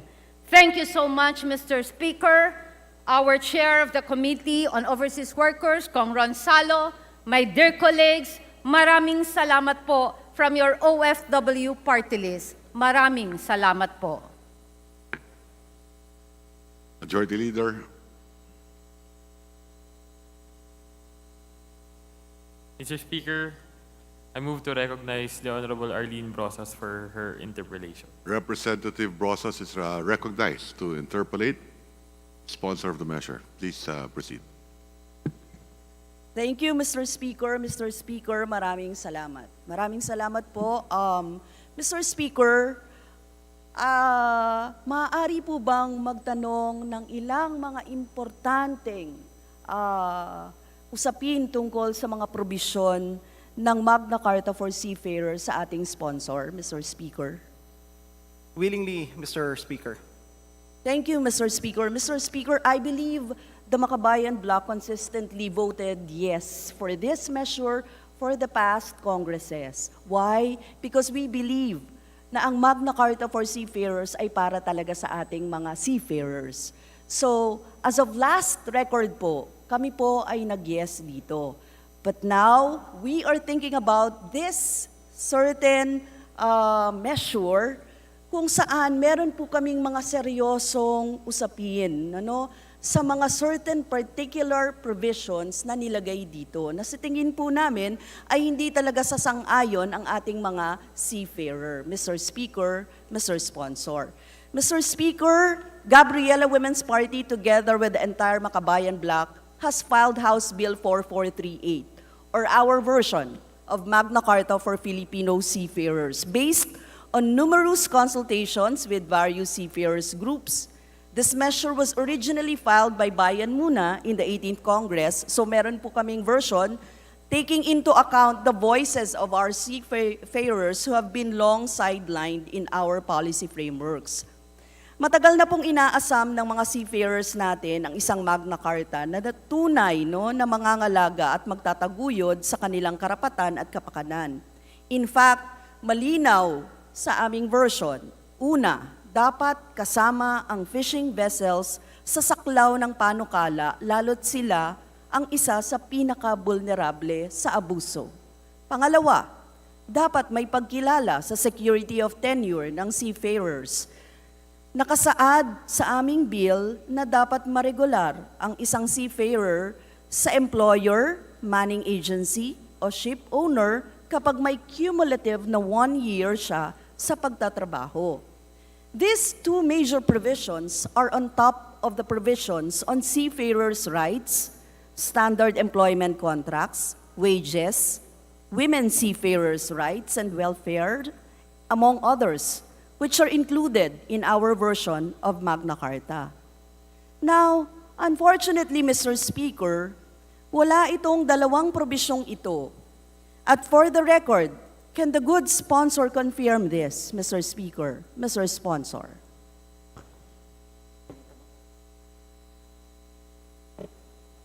May we request you to repeat the question? Yes, Mr. Speaker, Mr. Sponsor, wala ang security of tenure at coverage sa fishing vessel sa latest Magna Carta for Filipino seafarers. Tama po ba, Mr. Speaker? Tama po yung isa, pero yung isa hindi po. Hindi po kasama ang fishing vessels po dito, Mr. Speaker, sapagkat malinaw po na ito po ay compliance din po natin sa STCW. Yung pong sa fishing vessels is covered by a separate convention in which the Philippines is a party. At gaya po sa napagkasunduan po sa komite, that we will craft separate legislation to cover fishing vessels. As to the concept of security of tenure, klaro po na ang pinag-uusapan po natin dito pertains to international seafarers. Iba po yung, kailangan po maintindihan po, Mr. Speaker, na may security of tenure po ang lahat po ng mga domestic seafarers po natin doon sa punto na after 6 months, sila na po ay considered regular seafarers. Pero pagdating po sa international seafarers, sila po ay regular, quote-unquote, sila po ay permanent for the period that they are engaged, for the period ng kanilang kontrata. So, ibig sabihin po nito, kung 10 months po yung kailang kontrata, then they're regular for that particular period. Pero hindi po pwede na regular sila habang buhay, gaya po ng nais po no nagtatanong. At the same time, hindi rin po natin ito pwedeng i-apply sa domestic dahil we will be creating an injustice to them. Sapagkat sa kasalukuyan po, Mr. Chair, regular na po sila after 6 months. Ngayon, kung i-apply po natin yun na after 10 months, paulit-ulit na mag-enter po sila ng kontrata para kilalanin na sila regular, then that's precisely against their interest and against the interest of our domestic seafarers. Kaya hindi po natin sinasang-ayunan yung pananaw po ng nagtatanong. Mr. Speaker, Mr. Sponsor, security of tenure po ang pinag-uusapan natin. So, ibig sabihin, ang tanong ko lang po simple, walang security of tenure dito. Diba? yung security of tenure, Mr. Speaker, kailangan maintindihan sa punto de vista na secured po sila for the period that they have that contract. Kung ang kontrata po nila is 10 months, then they are secured for the 10 months. Pero it cannot go beyond the 10 months dahil sino po ang magbabayad po sa kanila? Hindi naman po pwedeng bayaran po sila ng manning agencies na wala naman po silang kontrata at hindi sila on board. So, actually, yan po yung tanong natin no? May manning agency, meron naman silang nagre-regular, no? Nagre-regular ba ng trabaho ang mga manning agency, ship owners at kung ano-ano pa? Mr. Speaker, sa batas po, ang konsepto po ng security of tenure, iba-iba po yan. May tinatawag po tayo na confidential employees and they are secure in that particular period that they are for as long as the trust and confidence of the employer rests on them, then they're regular. Kasama rin po dito, regular po sila for that period that they are engaged into that contract. So kung 10 months po yung kailang kontrata, then they're regular for that particular period. But it cannot go beyond that. Kung po yun po yung nais po na tanungin ng nagtatanong na security of tenure forever. Wala pong forever dahil every 10 months, kung 10 months po yung kontrata po nila. Thank you, Mr. Speaker, Mr. Sponsor. Yun ang tinatanong ko, kung merong ganong security of tenure. Mayroon po silang security of tenure, Mr. Speaker. Paulit-ulit ko pong sinasabi. Hindi Mayroon po silang security of tenure, yun, contract ang meron sila. For diba? that POEA particular contract that they have. So hindi po yun security of tenure na sinasabi nga natin na nagsasecure sa kanila na after 6 months, they will be regular workers, di ba? Mr. Speaker, ako po isang abogado at sinasagot ko po siya sa pananaw po ng batas. At yung sinasabi po ng batas, secured po siya for that period. Pero kung ang pananaw po ninyo ng security of tenure ay doon sa layman's parlance, maaaring magkakaiba po tayo ng pagkaintindi. Ang sinasabi po natin dito, secured po siya for that period na may kontrata po siya. Okay, thank you, Mr. Speaker, Mr. Sponsor. Yun lang naman yung tanong ko di ba? Kasi ang gusto nga natin, mailagay na may security of tenure ang mga seafarers. Ngayon, ang tanong ko po, may security of tenure ba dito? Wala, di ba? Mayroon po, Mr. Speaker. Ang security of tenure... Pero nonetheless, Mr. Speaker, I respect the views of Congresswoman Arlene Brosas. Yes, hindi ko note na po i-belabor yung point. Yun lang naman yung sinasabi ko na sa Magna Carta for seafarers, kung meron silang 6 months after sila ay regular work na. Kung saan man yan, sa ship owner, sa money agency, or kung saan sila nagtatrabaho, usually, no, after 6 months, sinasabi na natin na sila ay permanente na sa kanilang trabaho. Pero dito hindi ganon. Tama po ba? Kasi Precisely, iba nga, Mr. Speaker, dahil magkaiba po yung domestic doon sa international. Yung binabanggit po niya, Mr. Speaker, pertains to domestic seafarers. After 6 months that they're engaged, then they're considered regular. Pero pagdating po sa international seafarers, they're regular for the period that that particular contract exists. Mr. Sponsor, I'm asking dun sa laman nung version natin, di ba? Wala dito yung domestic seafarers. Mayroon po dyan, Mr. Speaker. Okay. Basahin po ninyo On security of tenure. Basahin po ninyo, Mr. Speaker. Nakasulat po dyan, malinaw. Sa Section 3. Sabi po niya dito, seafarers who are employed or engaged or work in any capacity on board merchant ships operating domestically shall be covered by Presidential Decree number 442 as amended, otherwise known as the Labor Code of the Philippines, and by other applicable laws, executive issuances, rules, and regulations. Klaro po dyan, Mr. Speaker, dyan po nakapaloob po yung security of tenure na pinag-usapan po ni Congresswoman Arlene Brosas. For the domestic seafarers, pero for the international wala. Right? Dahil nga po yung security of tenure applies na binabanggit po ninyo, yung konsepto po ninyo, applicable po yan sa domestic seamen. Yes, yan lang naman yung tinatanong ko, Mr. Mr. Sponsor, yan lang naman tinatanong ko. So dito, sa international, hindi siya kasali. Sa domestic na sinasabi nyo, yun yung sinasabi ninyo na may security of tenure, right? Baliktad po, may security of tenure po pareho. yung security of tenure sa domestic, after 6 months, tuloy-tuloy na po.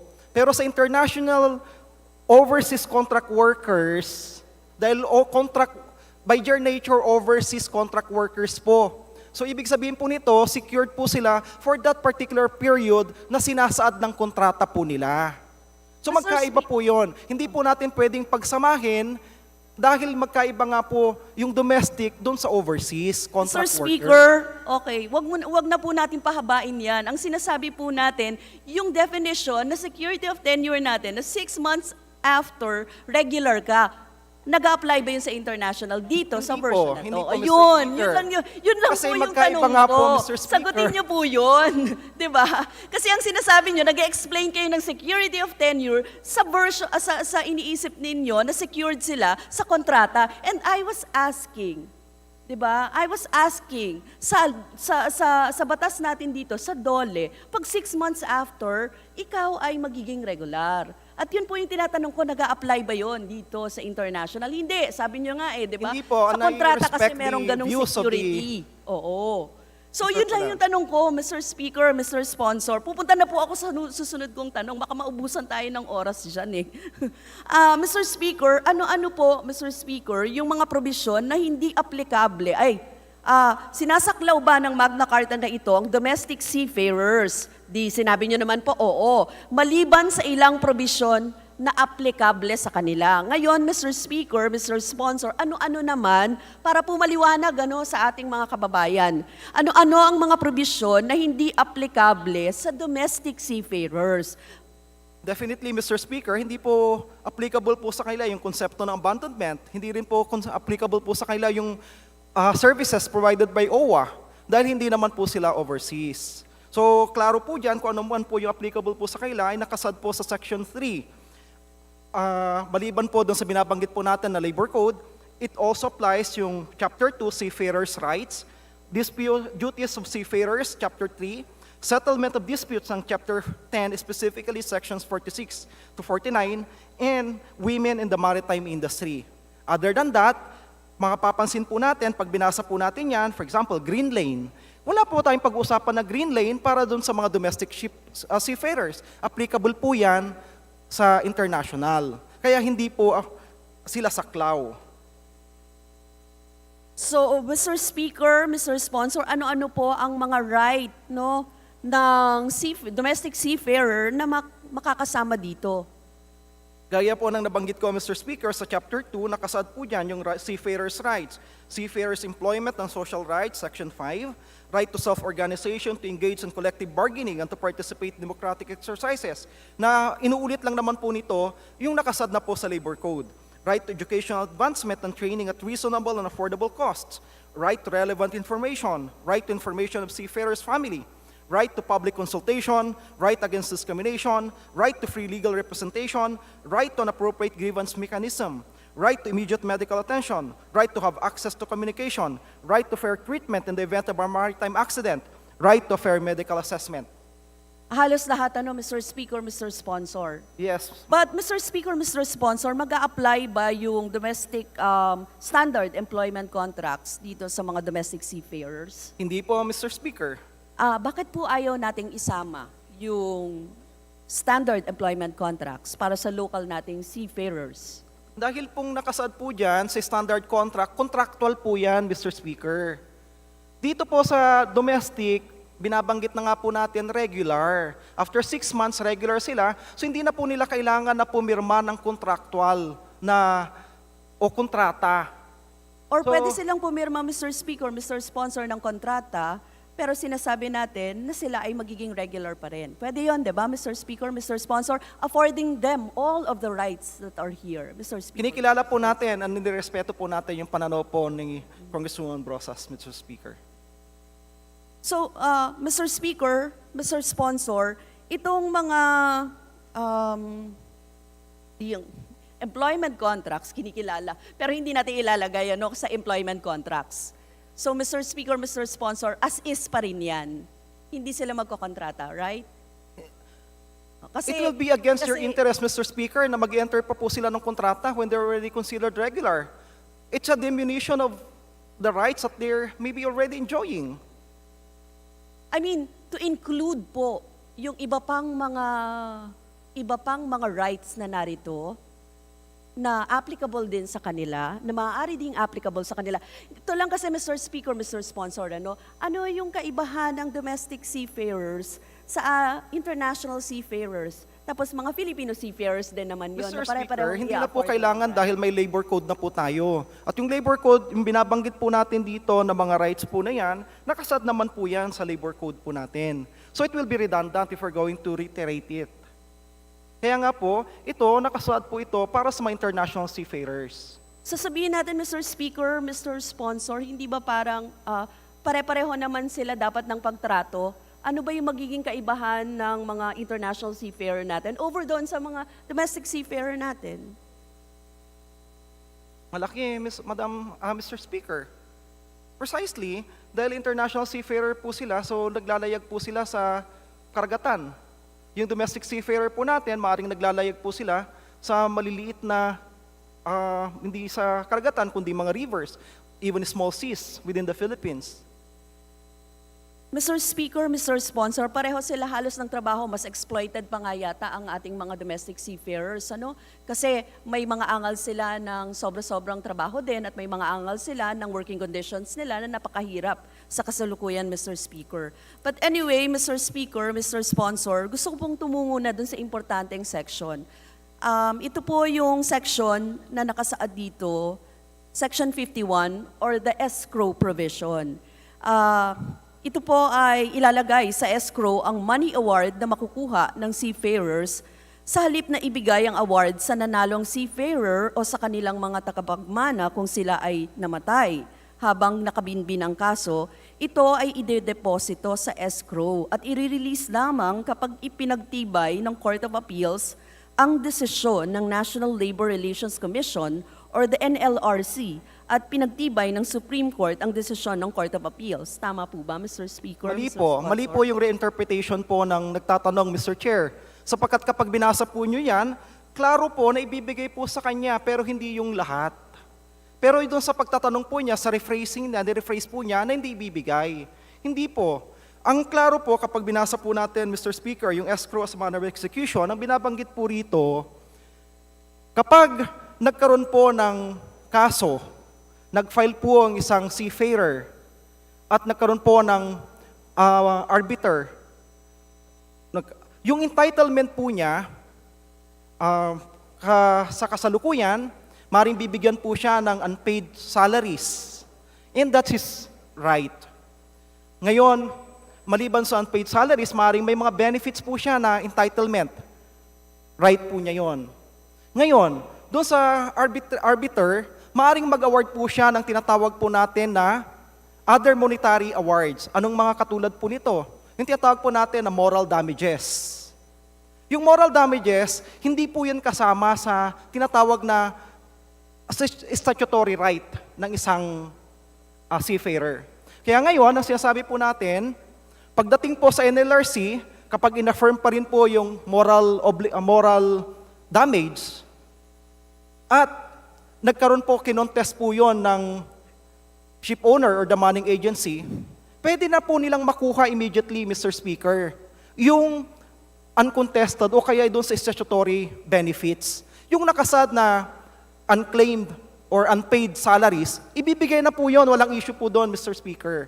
Ang magiging subject lang to escrow, yung anything na hindi po nasasaad sa batas at hindi po siya kasama doon sa CBA po nila na in-award po sa kanya. For example, ang statutory right po niya is 1 million.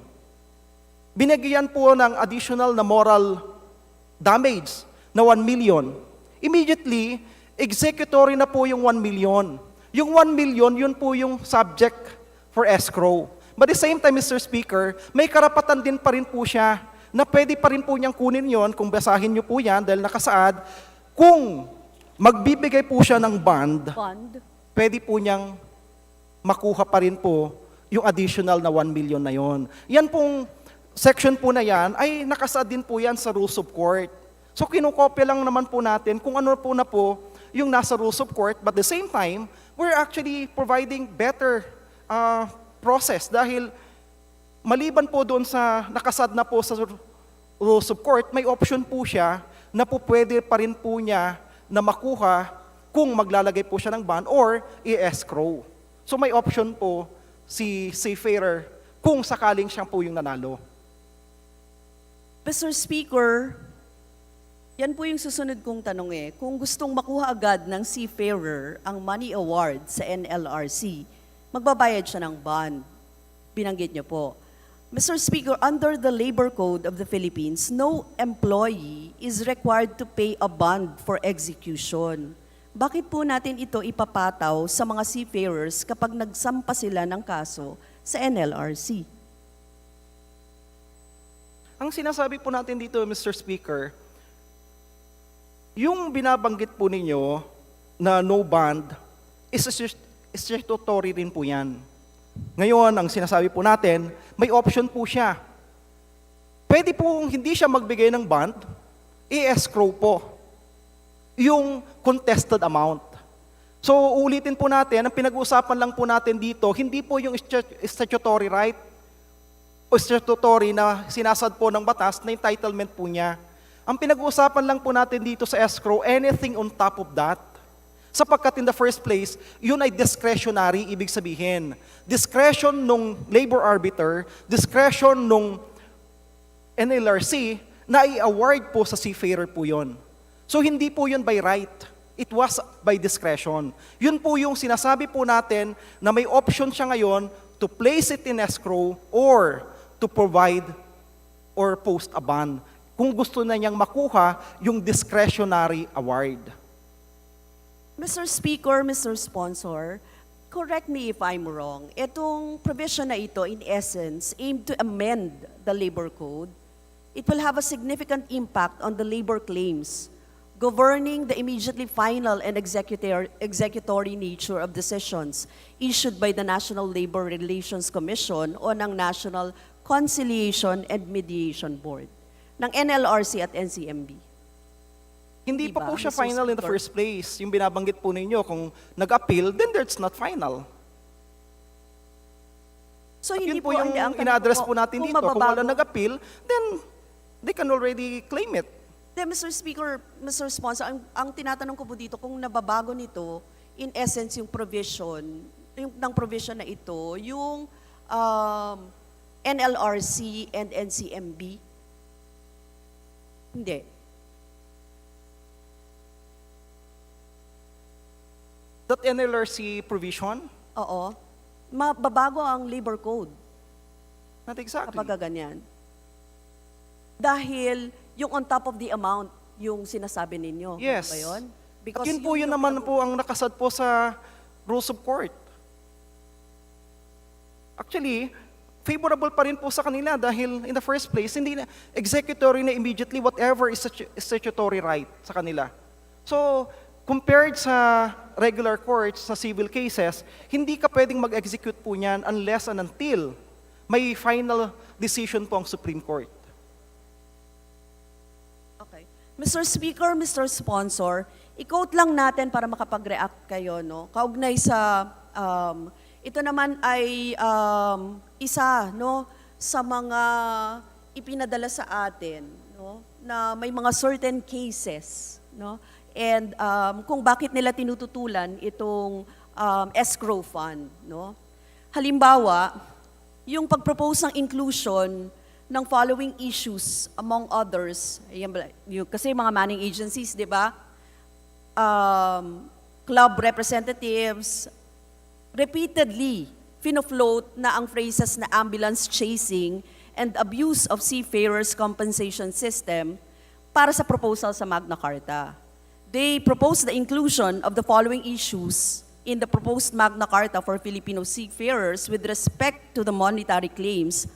A, placing the proceeds in escrow until such time and finality of the decision issued by the appropriate appellate court, Supreme Court or Court of Appeals, specialized regulatory body, and the terms and conditions of the Standard Employment Contract, or SEC, among others, be in the essence codified in the Magna Carta, specifically the work-related phrase for disability and death benefits, including the list of occupational illnesses and grading system. Now, in reality, they are throwing off balance the already imbalanced legal battle on seafarers' claims. They had consistently used the phrase balancing the interest of the seafarer and the company to pursue this position, their position. In the end, the balance of scale will tilt more to capital as this will protect the business interest of the manning agencies and their principal rather than the seafarers themselves. Yun po yung isa, no, sa mga reasoning Speaker, kung bakit natin kino-question yung escrow Mr. fund. Speaker, gaya ng nabanggit ko po kanina, half-truth po yung binasa dahil paulit-ulit nila sinasabi na i-escrow yung kabuuan. Hindi po. Ang sinasabi lang po na i-escrow po dito yung discretionary award. Yung pong uncontested, hindi na po yun i-escrow. Hindi po yun kailangan mag-issue ng bond. Ang pinag-uusapan lang po natin dito yung discretionary. Number 2, sa totoo lang po, this is a protection for the seafarers. Dahil kadalasan po, based on data, yung award po ay namomodify pagdating po sa, usually, minimaintain po yan from labor arbiter to NLRC. Pero pagdating po, Mr. Speaker, sa Court of Appeals, then sa Supreme Court, kadalasan po yan minimodify. Tinatanggal po yung award na discretionary. At the end of the day, sino ang magbabayad po noon, Mr. Speaker? Sino magbabalik? Ang magbabalik po niyan is the seafarer.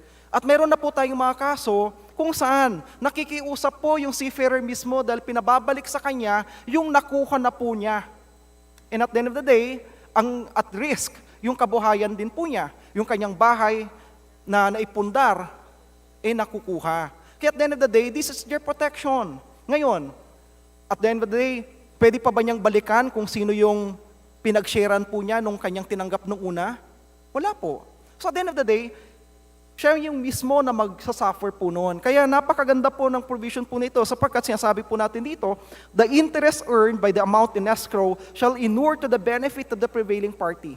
In case tumagal po yan, may interest po yan habang naka-escrow. Kanino po yan pupunta? Kung panalo po si seafarer, pupunta pa rin po sa kanya. Pero kapag natalo po siya, wala po siyang kailangang ibalik. Pero ngayon, sa kasalukuyan po ngayon, maraming mga kaso na pinagbabalik pa po sila. Dahil mas madalas sa hindi, ay namomodify po yung award. Pag umabot na po ng CA o ng Supreme Court. Mr. Speaker, Mr. Sponsor, hindi po ba iba-iba ang situation? Parang ganito kasi yan, no? Na yung iba-iba yung grade system nung kapag may injury, kapag may death, may mga ganyan, di ba? So, Mr. Speaker, makukuha nila yon yung Definitely portion makukuha na yun. po nila yon. Pero ang hindi nila makukuha ay yung beyond doon sa Yes, sinasabi Mr. ninyo. Speaker. Klaro po yon. So kung sinasabi doon sa kasulatan sa CBA, kapag naputulan po siya ng daliri, entitled po siya ng $500,000, then $500,000 ibibigay na po sa kanya. Wala pong issue po doon. Pero ang issue po doon, kung nag-file siya ng kaso at binigyan pa ng additional na $500,000, yun po yung concern. Yun Yes, po yung ilalagay Mr. po sa Speaker. escrow, yun po yung, pero kung kailangan pa rin niya at gusto pa rin po niya, mag-issue siya ng bond para makuha niya yung $500,000 na additional. Yes, Mr. Speaker, Mr. Sponsor, yan po yung tanong natin dyan sa ano na yan no? Kasi halimbawa, yung pagkakaroon ng mga ganyang injury, kapag sinasabi halimbawa ng physician ng company na ganito lang yung makukuha nila, pero lifetime naman na silang hindi makakatrabaho kasi hindi naman sila tatanggapin dun sa trabaho kung meron silang ganitong injury or di kaya hindi na sila, yung totality nung hindi sila makapagtrabaho, tapos yun supposedly yung compensation sa kanila. At yun yung, it includes yung beyond doon sa, di ba, yung gagastusin, siya, ang seafarer at ang kanyang pamilya ang makakakuha. Balido po na dapat makuha nila yung compensation na yun, Mr. Speaker, Mr. Sponsor. At yun po yung sinasabi niyong on top. Parang ganito yan, Mr. Speaker, Mr. Sponsor, aanhin ng seafarer yung kanyang compensation kung patay na siya. Or, di ba? Mr. Speaker, walang pinag-uusapan, di abot po doon. Dahil sinasabi nga na nga po natin, ibibigay na sa kanya. Pinag-uusapan lang po natin anything on top of that. Yung discretionary award. Whatever is written in the contract, then he gets it. Pero, pinag-uusapan natin, if anything given on top of that what is written, yun po yung contested. Yes, Mr. Speaker, Mr. Sponsor, i-quote ko lang ulit ang isa sa mga binanggit sa atin. Nakalagay dito, nowadays, seafarers or their families are given the burden of proving that a death or injury is work-related, and this is very disadvantageous on their part as they and their families do not have access to documents such as medical history to prove their claims. Employers use the phrase benefits even beyond the claims they are actually entitled to sanitize the problematic legal battle for seafarers' compensation. Valid claims, employers argue, necessarily must follow what the POEA contract dictates. So ganun po siya nangyayari. A contract that contains terms and conditions formulated more favorable to his employer and is littered with ambiguous provisions, generalizations, technicalities that he does not understand. So minsan po, hindi po yun yung kompensasyon dapat na ibinibigay sa seafarer natin. Mr. Speaker, Mr. Sponsor. Kinikilala po natin kung ano man po yung kanyang punto de vista, Mr. Speaker. But at the same time, mahalaga pong banggitin po ngayon na may DMW na po tayo. And we're very confident na yung mga concerns na binabanggit po ni Congresswoman Arlene ay ma-address po ng bagong departamento. And this is precisely the reason bakit kailangan po nating ipasa po ito. Isa pa po, Mr. Speaker, labor litigation takes years before it reaches the Supreme Court. In most cases, the elevation of the records alone from the NLRC, NCMB to the Court of Appeals or Supreme Court will take several years. The proceedings in the appellate court will entail further delay. Now, the manning agencies and the P&I Club justifies that the escrow to ensure that the seafarer will still retrieve the award in the future in the event that the manning agency closed down. However, they disregarded the fact that in cases of seafarers with medical conditions, some incur huge debts to sustain their medication, while others die before the decision by the Supreme Court is released, forcing the seafarers into accepting an ex gratia, minuscule amount. Companies have the Companies have the legal remedies to recover the amount, but one cannot reclaim the life of the deceased claimant.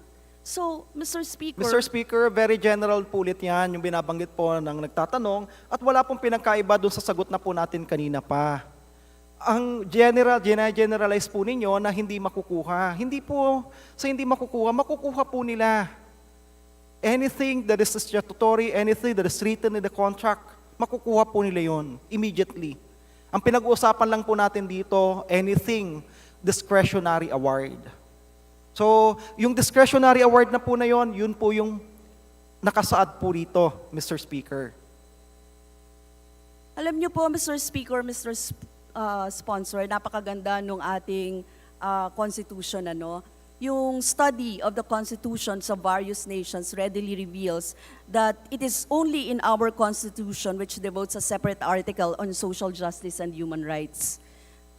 Thus, by no less than its fundamental law, the Philippines has laid down the strong foundations of a truly just and humane society. Ngayon, yung article po that addresses itself to specified areas of concerns like labor, agrarian, and natural resources reform, urban land reform, housing, health, working women, and people's organizations, and reaches out to underprivileged sector of society, for which reason, the President of the Constitutional Commission noong 1986, si former Associate Justice of this Court, Cecilia Munoz Palma, describes the article as the heart of the new charter. Kaya po, pinapahalagan natin na talagang labor is an indispensable partner for the nation's progress and stability. Yun po ang sinasite sa atin sa mga many cases ng usapin ng mga kaso ng seafarer na tumatagal.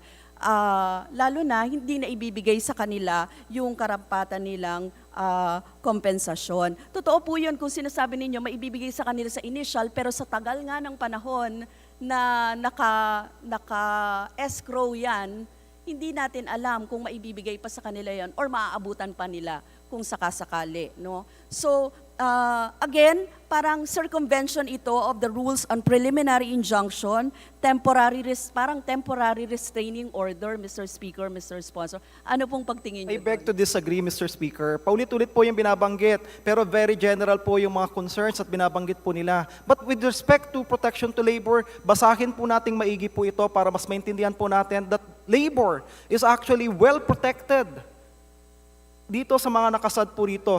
If I may call your attention on Section 50, period to settle claims. Nakasad po yan, klaro po yan, Mr. Speaker. Then that is pro-labor. Na hopefully, with Section 50, hindi na po kayo aabot sa Section 51, sapagkat yun po yung contention po ninyo.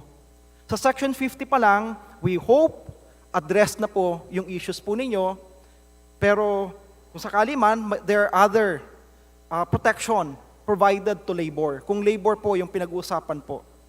Yes, oo. I-cite ko lang ulit. Yung Supreme Court kasi noted that in a case that has spanned 12 years with a disability indemnity benefit not granted, the sad reality is that the seafarer succumbed to his illness, died, and cannot now enjoy the fruits of his long protracted struggle for what is right and was accrued to him. Just as the losing party has the right to file an appeal within the prescribed period, so does the winning party have the correlative right to enjoy the finality of the resolution of the case. This rule is in harmony with the social justice principle that poor employees who have been deprived of their only source of livelihood should be provided the means to support their families. Kaya po napakahalaga nung section na ito. Talagang kung ultimo sentimo, mahalaga para sa mga seafarer. Ito po ay Felix Incorporated versus NLRC, 586 Phil 1933 to 34, page 33 to 34 na case.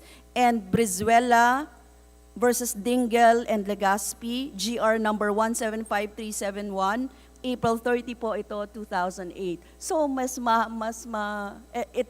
itong mga cases na ito ay actual cases, Mr. Kinikilala po natin, Mr. Speaker.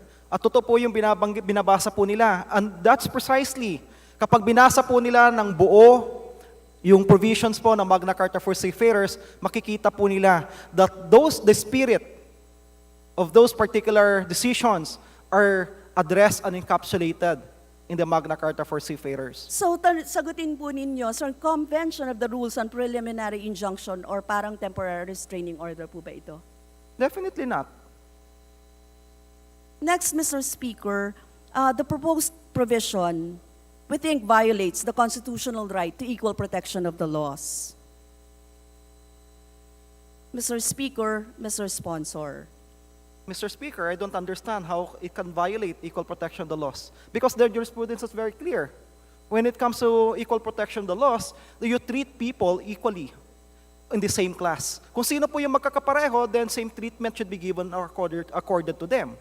Kung magkaiba po sila ng situation or circumstances, then you can treat them differently. Dahil kapag tinreat mo sila pareho, then that becomes a violation in itself. Hindi ba kapag pinas into law ito, class legislation ito, Mr. Speaker? Class legislation for whom? If passed into law with said provision, the Magna Carta will partake of the nature of class legislation because they single out seafarer claims from other labor claims, both local and overseas. Class legislation is such legislation which denies rights to one which are accorded to others or inflicts upon one individual a more severe penalty than is imposed upon another in like case offending. So, yun po yung mga Hindi po siya class legislation, Mr. Speaker, kasi Magna Carta for Seafarers nga po, kaya pinag-usapan po natin yung rights, privileges, and obligations, and duties of a seafarer. So, hindi ko naman po pwedeng isama yung mga land-based dito po, Mr. Speaker, dahil pinag-usapan nga natin Magna Carta for Seafarers. If we're going to include yung land-based, then we'll be violating exactly the principle that she's articulating. No, ang sinasabi po dito yung labor claims. Pare-parehong labor claims dapat, Mr. Speaker, Mr. Sponsor. Precisely, Mr. Speaker, seafarers nga po sila, kaya sea-based. Kaya yung sea-based is separate from land-based.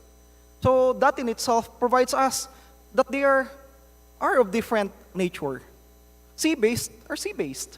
Land-based are land-based. We come up with a separate rule for each, then there's no violation of the equal protection of the laws. Mr. Speaker, isunod ko na yung usapin naman po ng generalization ng cases. The requirement that classification must be based on substantial distinctions has not been complied with. The provision makes a rash generalization that cases filed by lawyers in the seafaring practice are merely after financial gain and not to protect the seafarer rights, all based on an unsubstantiated and likewise unfair generalization to the effect that all lawyers in the seafaring practice are ambulance chasers. In the same vein, the provision should highlight the fact that the act of the ambulance chasing transcends other fields of practice and is not solely found in the seafaring practice. Tama po ba, Mr. Speaker, Mr. Sponsor? Mr. Speaker, based on the data given to us by DMW, based on sa NCMB, ito po yung voluntary, hindi pa po kasama po dito yung mandatory or under the NLRC. Ito pa yung voluntary. Yung pong minodify at pinabalik o reverse po ng Supreme Court ay umaabot po ng $41 million. Ibig sabihin po nito, that's around 4 times 5, 2 billion plus. At ngayon, sino magbabalik po noon, Mr. Speaker? Eh syempre, yung mga pobreng seafarers na binabanggit po ninyo na supposed to be pinoprotektahan po ninyo. Pero lumalabas, hindi po sila naproprotektahan based on that particular prevailing practice now. Kasi nga, pinagbabalik po sila ng 2 billion pesos. And this is what we're trying to address here, Mr. Speaker. Na-address po natin yung mga concerns na yan para hindi naaabot na pagbabalikin po sila ng ganyang amount. Mr. Speaker, Mr. Sponsor, yung binabanggit po natin na mga cases na ito, no? Ang sinasabi dito, the provision is unduly oppressive, unreasonable, and is repugnant to the Constitution. Uulitin ko lang ulit, no, Mr. Speaker. It undermines the mandate of the Constitution to protect the rights of overseas workers and to promote their welfare when it deprives such seafarers an avenue to receive the fruits of his legal battle. Si escrow mo nga di ba? The proposed legislation is the reverse of the constitutional mandate and the declared policies of Republic Act Number 8042 as amended by Republic Act 100022 that instead of protecting the rights and promoting the welfare of workers, it unreasonably curtails their freedom to enter into employment legal service agreements. Mr. Speaker, Mr. Sponsor. Mr. Speaker, it's unfair to generalize the whole Magna Carta for seafarers and say it violates the Constitution on social protection. Precisely, yun po yung binabanggit po ninyo that you're questioning the concept of generalization. Pero you're questioning only Section 51, which is this particular whole law, proposed measure, is until Section 74. Section 51 lang yung kina-question nyo, but you're coming up with the generalization na hindi ito protective of the rights of our seafarers. Mukhang may mali po doon sa punto de vista doon, Mr. Speaker. Mahirap mali na i-generalize simply because they have an issue with certain section, in one section of the entire 74 provisions, then i-generalize na po natin na hindi po siya promotive and protective of the rights of our seafarers. I beg to disagree, Mr. Speaker. Mr. Speaker, the guarantee of this constitutional right of equal protection shall mean that all persons or things similarly situated should be treated alike, both as to the rights conferred and responsibilities imposed. Yun naman yung meat ng diba? Constitutional right, equal protection para sa lahat, no? Anyway, yung mga cases po, isa pa pong issue ay yung sa seafarer claims na threats to international employment. Every labor dispute is like a David and Goliath, sabi nga nila, di ba? Kasi na battle, it involves two opposing parties, the worker on one side, at management on the other for monetary claims for disability and death benefits, illegal dismissal as well as unpaid or underpayment of salaries and wages. Now, na-throw off balance yung imbalance na legal battle ng seafarers claims. Kasi sabi ko nga kanina di ba, yung mga money agencies, kaya nilang i-sit down yung mga kaso, kaya nga nilang iabot hanggang Supreme Court yun eh. Pero yung mga seafarers, saan sila dudulog? Kundi sa loss of our land, di ba? Kaya kapag lalagyan mo ng ganito, particular section, Section 51, na magde-demonize pa talaga nung kanilang benefits, hindi na po yun talaga for the seafarers natin, Mr. Speaker, Mr. Sponsor. Mr. Speaker, bilang tugon po doon sa binabanggit po ng tatanong, maganda po na mas maintindihan po nila ng kabuuan dahil kapag binasa po ninyo ito, meron po tayong provision that the PAO will provide legal services, free legal services to our seafarers. So I suppose, kung ang pinag-usapan natin na David and Goliath dahil wala po silang pambayad, ito po yung sagot, ito po yung tugon. Na yung ating gobyerno mismo, sa pagitan po ng Public Attorney's Office, will provide free legal assistance to our seafarers. Yes, Mr. Speaker, Mr. Sponsor, but for the longest time, wala namang ganon, di ba? That's precisely. Wala namang free legal assistance. Yun po Kaya precisely, yun Mr. Speaker. Kaya nakapalo po dito sa Magna Carta. So I suppose, kailangan po nga natin na purihin. Pero kung kanina, generalize po ninyo, Mr. Speaker, sinasabi po ninyo na hindi po ito protective and promotive of the rights, I don't know what it is. Mr. Speaker, Mr. Sponsor, we have yet to see yung legal assistance na yan. Kasi kahit nga ngayon eh, 'di ba? Ang mga maliliit nating mga na kukulong for reasons ng at tumatagal sa kulungan nang wala ring nag-aasikaso at sasabihin natin na free legal assistance, baka ito makita pa natin sa mga susunod na panahon kung itong fruits na ito. But anyway, Mr. Speaker, Mr. Sponsor, ito po ang aming mga agam-agam kaugnay dito, sa lalong-lalo na sa Section 51. We really have questions on that. At talagang ito po ay planong i-take up ng case sa mga seafarers up to the Supreme Court. Because why? Kasi sinabi ko nga, for the following reasons, ang sabi natin, na talagang sila ang mawawalan dito, so dapat pakinggan natin sila. Sila po ang may karapatan na marinig dito sa Magna Carta for Seafarers. Siguro, Mr. Speaker, Mr. Sponsor, as a last na lang, anuhin ko lang na syempre mga legislative bodies, we are called upon to be vigilant in our time-honored duty to protect labor, especially in cases of disability or ailment.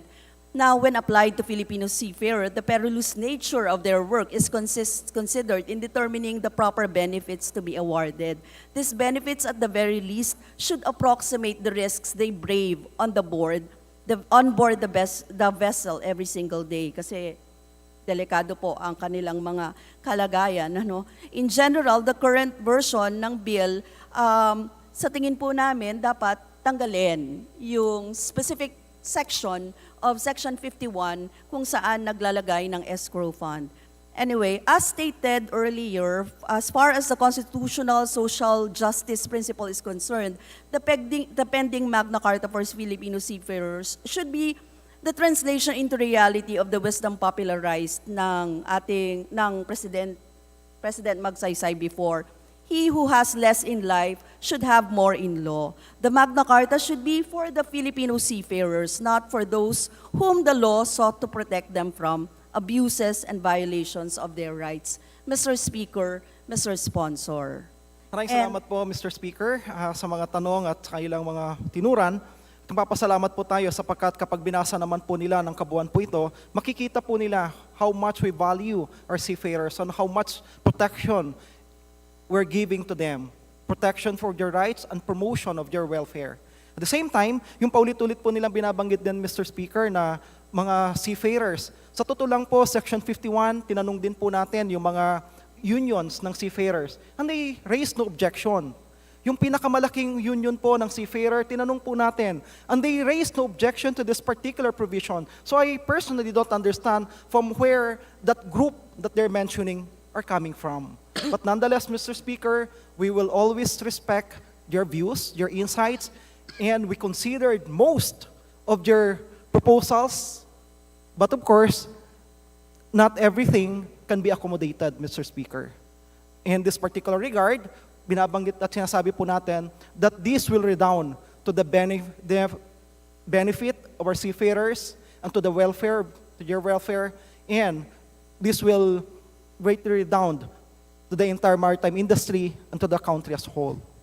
Thank you, Mr. Speaker, Mr. Sponsor. Gusto ko lang basahin, dahil sinasabi ng ating sponsor na wala namang umaangal, gusto pong basahin yung pahayag ng Concerned Seafarers of the Philippines, the CSP, hinggil sa hinahaing batas ng Magna Carta of Filipino Seafarers, particular sa kanilang section kung saan yung settlement of dispute, yung section 51 pa rin. Nakalagay po doon sa kanilang, malamang naipasa na po sa inyo ito, naisend na sa inyo ito. Hindi totoo na hindi umaangal ang mga seafarers sa section 51. Hindi dapat ipatupad ang escrow as a manner of execution. Kapag ganito pinatupad ng Magna Carta for Filipino seafarers, parang pinatay mo na ng pag-asa ang mga nagrereklamong seafarers. Pabor lamang ito sa mga kapitalista. Ang mga seafarers ay dehado sa ganitong kaayusan. Walang maraming perang panggastos ang seafarers at tatagal ang kaso na aabot sa 5 taon hanggang Korte Suprema. Kaya nagrereklamo ang mga seafarers nais makamit ang hustisya. Anong batas pa ang magtatanggol sa kanila kung ang batas ay laging nakapabor sa mga kapitalista? Mr. Speaker, yung section lang na yon ang sinabi ko. At yun po ay binigay na pahayag ng Concerned Seafarers of the Philippines. Baka po magkaiba yung union na kinausap ninyo sa mga nakakausap naming mga union at nakakausap naming mga seafarers o mga on-board vessels na seafarers natin. Mr. Speaker, Mr. Sponsor. Lastly, Mr. Speaker, Mr. Sponsor, ang hiling po ng mga seafarers natin, sana man lang may pangahawakan ang mga lokal natin na mga marino sa mga batayang karapatan sa usapin ng kanilang sahod, benepisyo, regularisasyon sa trabaho, karapatan magbuo ng mga asosasyon, unyon o mga federasyon. Kung wala silang pinanghahawakang kontrata, napaka-vulnerable din ng mga marino sa abuso. And siguro po sa usapin ng seafarer, alam natin kung magkano ang ibinabalik na remittances ng ating mga overseas Filipino seafarers. Kaya napakahalaga po na busisiin talaga natin at isa-isahin natin ang mga probisyon sa batas na ito. Kaya po napaka-particular po namin dun sa Section 51 dahil alam po namin na dapat indigan natin particular kung ano ang point of view ng mga seafarers natin at ipagtanggol natin ang kanilang karapatan. Sila po ay hindi dapat ma-subject sa diskriminasyon, abuso, maltreatment, unfair labor practices worldwide. Gusto po natin maging maayos ang kanilang kalagayan. At the same time, yung alam po natin na yung industriya, talaga namang it remains fraught with health and safety hazards, na nag-i-increase sa seafarers risk of accidents, illnesses at saka mortality. Gusto po nating protektahan ang ating mga seafarer, hindi po walk in the park ang ginagawa ng ating mga seafarer. They perform duties and responsibilities na talaga namang importante sa atin. Ito po ay bahagi nung gusto natin na maging maayos yung ating lipunan, kaya tratuhin natin ng maayos ang ating mga seafarer. Mr. Speaker, Mr. Sponsor, yun lang Mr. Speaker, Mr. Sponsor, we will be continually questioning this section 51, because we would want na yung mga seafarer natin, ma-reap talaga nila kung ano ang nararapat sa kanila. And kung yung sinasabi niyong on top of, kasama yon sa kailangan ng mga seafarer namin, maninindigan po kami na dapat ibigay pa rin yon sa ating mga seafarer. Maraming salamat po, Mr. Speaker. Maraming salamat, Mr. Sponsor. Maraming salamat din po, Mr. Speaker. Thank you, Majority Leader. Mr. Speaker, there being no other member who wishes to interpret the sponsor, I move that we close the period of sponsorship and debate. Is there any objection? Chair hears none. Motion's approved. Mr. Speaker, I move that we open the period of amendments. Is there any objection? Chair hears none. Motion's approved. Mr. Speaker, I move that we open the period of committee amendments. Is there any objection? Chair hears none. Motion's approved. Mr. Speaker, there being no committee amendments, we may proceed to individual amendments. Is there any objection? Chair hears none. Motion's approved. Mr. Speaker, there being no committee nor individual amendments, I move that we close the period of amendment. Is there any objection? Chair hears none. Motion's approved. Mr. Speaker, I move that we vote on second reading, House Bill number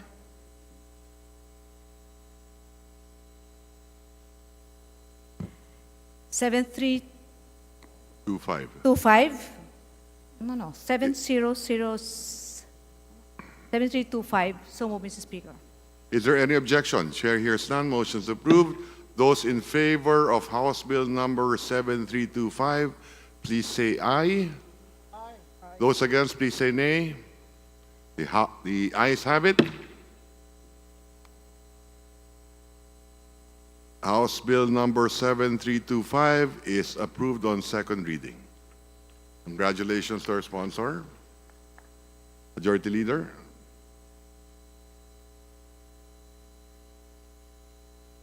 Mr. Speaker, I would like to acknowledge the guests of the Honorable Antonio Tony Pet Albano of the 1st District of Isabela, Mr. Francisco Banaria, Ms. Luz Viminda Banaria, and Mr. Ramon Baguna. Welcome to the House of Representatives. Mr. Speaker, I would also like to acknowledge the guests of Representative Ron Salo, Yusek Bernard Olalia, ASEC Jerome Pampolina, Mr. Paul Cabugao, Mr. Jose Albarcato, Ms. Rachel Lopez, Mr. Nolasco Lopez, Ms. Luz Medina, and Ms. Rowena Ruiz. Thank you. Welcome to the House of Representatives, all the guests of Representative Salo. Majority Leader. Mr. Speaker, under the calendar of business for the day, I move that we consider in second reading House Bill number 7327, under Committee Report number 349, and direct the Secretary General to please read the title of the measure. So moved, Mr. Speaker. Is there any objection? Chair hears none. Motion is approved. The Secretary General is directed to read the measure. Title of the measure. Please proceed. House Bill 7327, an act institutionalizing the transition of the government to e-governance in the digital age, creating for the purpose the Philippine Infrastructure Management Corporation and appropriating funds therefore. Majority Leader. Mr. Speaker, I move that we recognize Honorable Representative Tobias Tiangco from the Lone District of Navotas City to sponsor the said measure. Representative Tiangco is recognized to sponsor the measure. Please proceed. Thank you, Mr. Speaker. Mr. Speaker, my esteemed colleagues in this august chamber, as we work to pass legislations for the country to recover from the effects of the pandemic, it cannot be denied that information and communications technology, or ICT, plays a very vital role in propelling and pump-priming the economy of our country. This digital age and living in a constantly evolving digital world, ICT has taught us valuable skills and knowledge and even transformed the way we communicate, the way we work, and the way we learn, as access to information is now at the tip of our fingers through a variety of means like laptops, tablets, and smartphones. In this information age, undoubtedly, ICT has become a huge part of our lives. Many of us rely heavily on internet in doing a lot of our tasks. Wherever we go, we see people on their gadgets, either they're on social media like Facebook, Twitter, or Instagram, Googling, checking emails, reading news online, or even watching videos on YouTube. But we must also understand, Mr. Speaker, that ICT is not just for entertainment.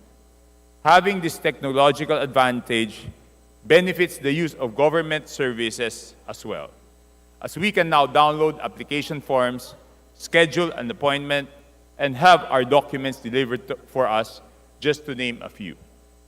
Indeed, ICT brought us so many benefits that made our lives more comfortable. But despite this digital revolution that we experience, it seems that the government has been left behind in terms of transitioning to digital platforms in rendering efficient and more accessible government services. Mr. Speaker, my distinguished colleagues, the shift of government to electronic governments has been long time coming. The pandemic only expedited the need for its execution. Digitalization of services is clearly the most efficient solution to bridge the gap in the delivery of government services, as e-governance can simply be seen as moving citizens' services online and, in its broadest sense, the technology-enabled transformation of government. It is for these reasons that I rise today in sponsorship of House Bill 7327, subject matter of Committee Report 349, entitled An Act Institutionalizing the Transition of the Government to E-Governance in the Digital Age, creating for the purpose the Philippine Infrastructure Management Corporation and appropriating funds therefore. The instant proposal, Mr. Speaker, seeks to establish an integrated, interconnected, interoperable information and resource sharing and communications network spanning the entirety of the national and local government. An internal records management information system, an information database, and digital portals for the delivery of basic public services. If passed into law, the proposed e-Governance Act will mandate the creation of a government-wide e-governance Unified Project Management Office, or e-Gov-UPMO, which will cater and address the portfolio, program, and project management needs of our government agencies, with the end goal of ensuring that ICT projects across the government are managed with efficiency and agility following international best practices and standards. The proposed e-Government Act shall likewise develop and promote e-government and e-government master plan, or eGMP, that will serve as a blueprint for the development of all electronic government service processes and workforce to achieve digital transformation in the bureaucracy. Moreover, Mr. Speaker, my esteemed colleagues, the proposed e-Governance Act mandates the creation of the following e-government programs and systems to it. A, Philippine Government Interoperability Framework, which will guide and govern the basic technical and informational interoperability of government IT systems. B, Records and Knowledge Management Information Systems, designed to systematically and efficiently manage government documents, records, and knowledge products and services. Letter C, Integrated Government Network, the primary means for sharing and communication of resources, information, and data across all agencies of the government, covering all branches, instrumentalities, and offices of the national and local government, including government-owned and controlled corporations. Letter D, Integrated Local Government Unit System, which provides that LGUs create their own portal or utilize the Integrated Local Government Unit developed by the ICT, its equivalent programs and systems. Letter E, Government Digital Payment Systems for Collection and Disbursement, an internet-based electronic payment facility and gateway that will enable citizens and businesses to remit and receive payments electronically. Letter F, Citizen Frontline Delivery Services Platform, are applications to be made available in the form of a portal, mobile applications, and other variations where services needed to facilitate business and non-business transactions shall be made efficiently by integrating all agencies involved. Letter G, Online Public Service Portal.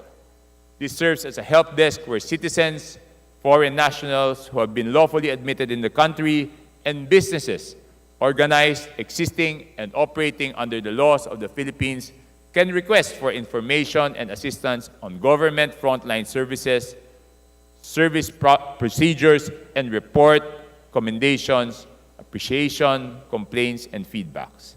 Letter H, Public Financial Management System, facilitates the efficient processing of government financial transactions and timely generation of accurate and reliable information on all aspects of the government financial transaction process.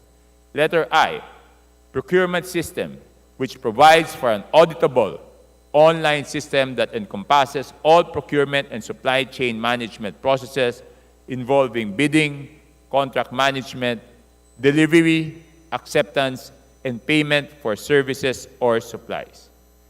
Letter J, Human Capital Management Information System, eliminates paper-based and manual human resource-related processes.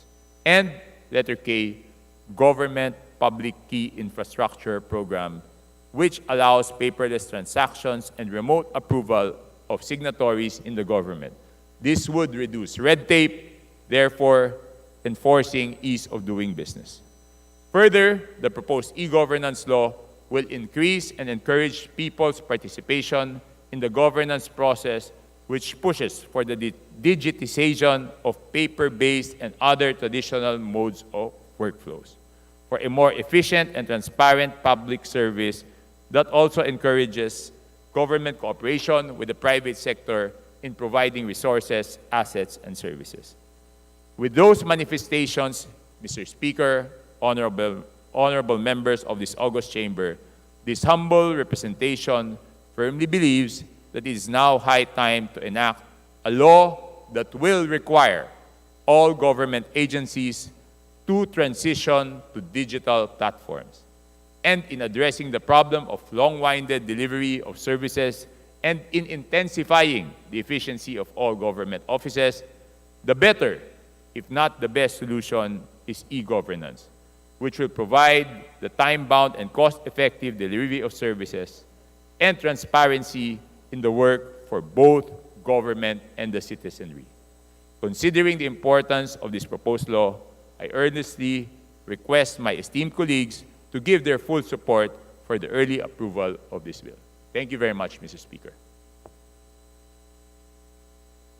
Majority Leader.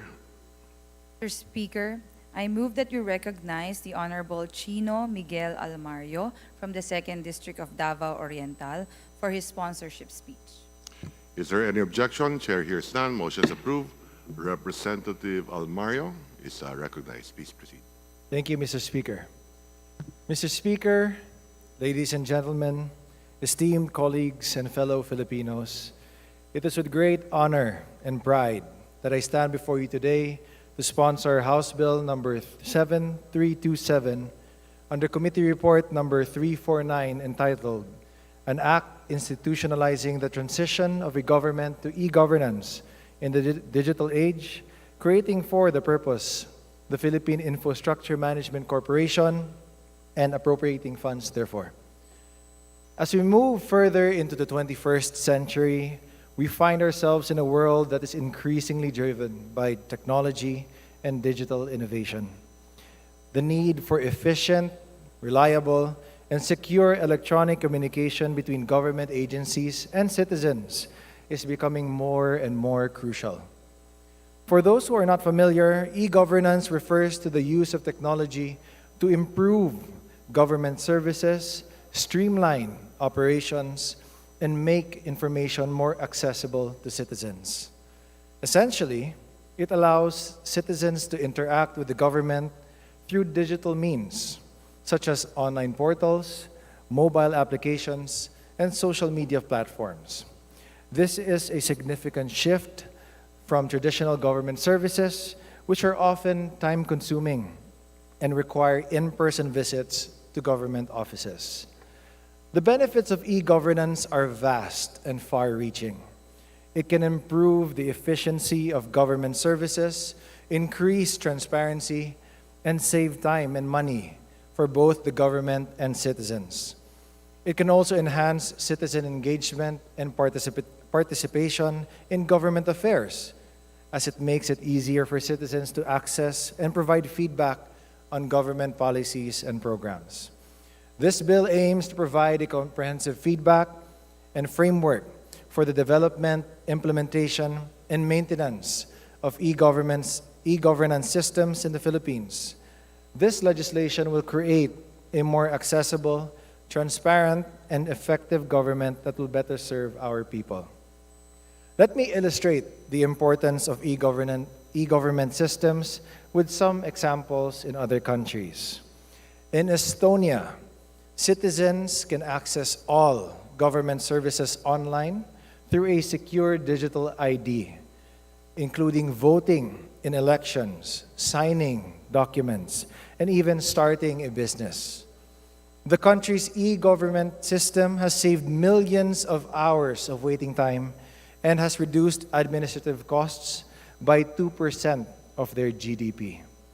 In South Korea, the government implemented an e-government system that allowed citizens to access public services such as healthcare and education through their smartphones. This has significantly improved the accessibility of these services, particularly in the remote or underprivileged areas. Closer to home, Singapore has also implemented an e-government system that allows citizens to access government services through a single online portal. This has resulted in a more streamlined and efficient government, with citizens able to access services quickly and easily.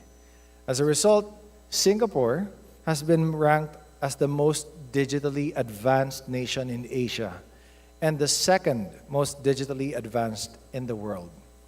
These examples highlight the transformative power of e-government systems in enhancing the quality of governance and improving the lives of citizens. Through the implementation of this bill, we can expect to see faster delivery of services, increased transparency and accountability, and improved access to government information. The e-governance bill being sponsored before you today mandates the implementation of e-government systems across all government agencies.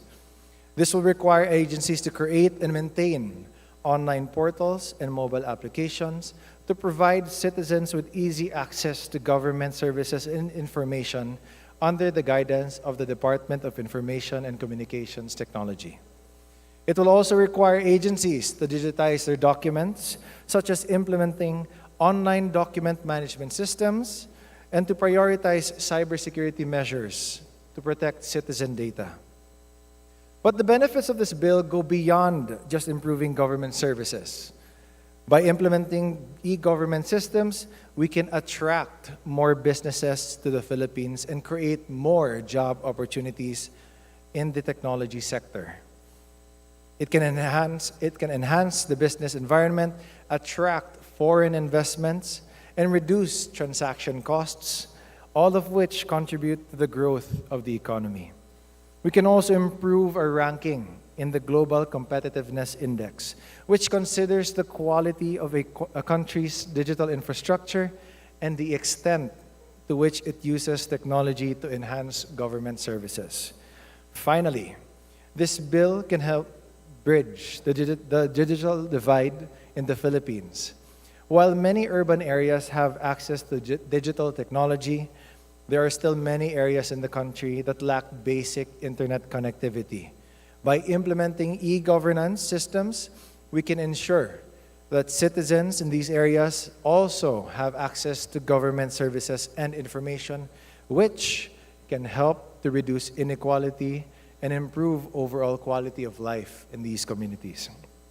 In conclusion, I urge all of my colleagues to support this bill and to work together towards the successful implementation of this bill. Let us seize the opportunity to bring out positive change in our nation and to secure a better future for our generations to come. Thank you, Mr. Speaker. Thank you, Majority Leader. Mr. Speaker, I move that you recognize Representative Raul Daniel Manuel of Kabataan Party List for his interpellation. Is there any objection? Chair hears none. Motion is approved. Representative Manuel of the Kabataan Party List is recognized. Please proceed. Thank you, Mr. Speaker. Would the good sponsor yield to a few questions regarding the proposed measure? Yes, Mr. Speaker, the sponsor yields the question. Una, Mr. Speaker, I'd like to know more about how data that is being managed by different agencies can be accessed by other agencies. No? For example, sa isang departamento, meron siyang datos. Ano yung extent wherein pwedeng hingin or ma-access ng ibang mga departamento ng ating gobyerno ang data na iyon? Thank you for your question.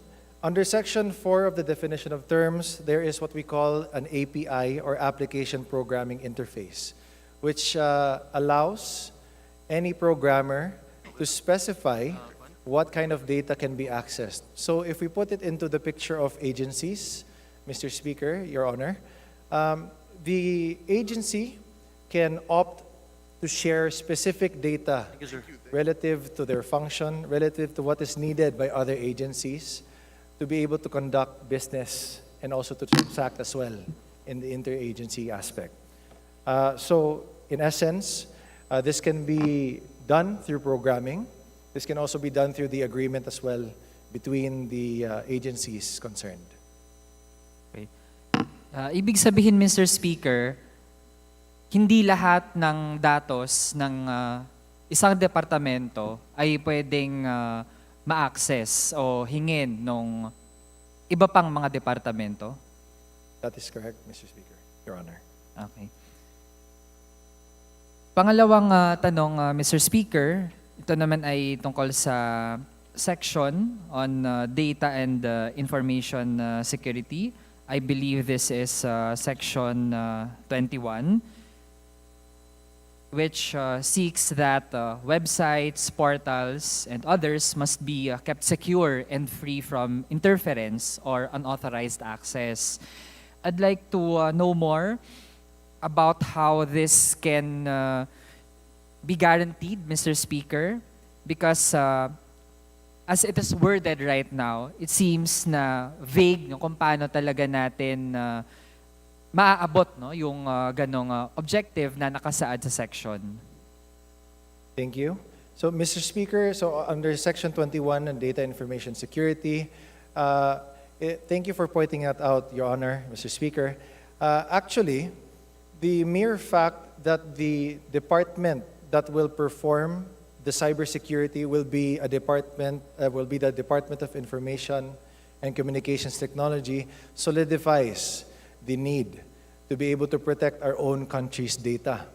So through this one, Your Honor, Mr. Speaker, actually the reason why that this was left in a general sense is to allow also the flexibility for this kind of cybersecurity to be also implemented in other agencies as well. Because not all agencies require the same kind of cybersecurity. However, throughout the entire government, there is a minimum standard of cybersecurity that is needed. So this one, in effect, allows us to be flexible in the implementation of the different kinds of security needed per agency, Your Honor. As a follow-up question, Mr. Speaker, I'd like to know about the extent of the liability of a government agency kung sakali man na magkakaroon ng data breach. Sino po ang magiging responsable? Ang head po ba ng agency or specific na mga tao? Sino po ang magiging liable? So, thank you, Your Honor. Actually, the way that we picture this is not really more on who is at fault, no? Whenever there is a cybersecurity breach, the first thing that is really done is to identify first who are the attackers, no? Through also the cybersecurity measures that are in place. Now, the people responsible would most likely be the DICT and particularly the attached agency, the National Privacy Commission. However, in a collaborative effort, any security breaches in general, the protocol really is to identify first the attackers, because there's also no guarantee that the amount or the level of advanced level of cybersecurity, not really everything can be shielded, quite frankly, Your Honor. In fact, even the top security, the top cybersecurities can also be breached by other hackers as well. However, the point of this one is to have a collaborative effort within the agency to be able to bolster and to heighten the securities that we have through the continuous adaptation of different technologies around the world, Your Honor, Mr. Speaker. Mr. Speaker, so far, tingin natin na mas mainam pa din na nakaspecify kung sino talaga yung mga mananagot. For example, no, kung yun nga, sa isang ahensya ay may nangyaring data breach, lalo na kung naging negligent doon sa pag-handle ng data, o pwede rin, lalo na ngayon na ang data ay pwede din talagang ibenta, no, ng kung sino man na gustong pagkakitaan yung data ng ibang tao. So, pwede siyang maging possibility. Siyempre, ayaw naman nating dumulo tayo dyan, pero kung sakali man na mangyari yun, kailangan po talaga malinaw sino yung mga mananagot, Mr. Speaker. Your Honor, if maybe I could also add to that. There are also such things as internet courtesies that should be followed as well when you are using the internet.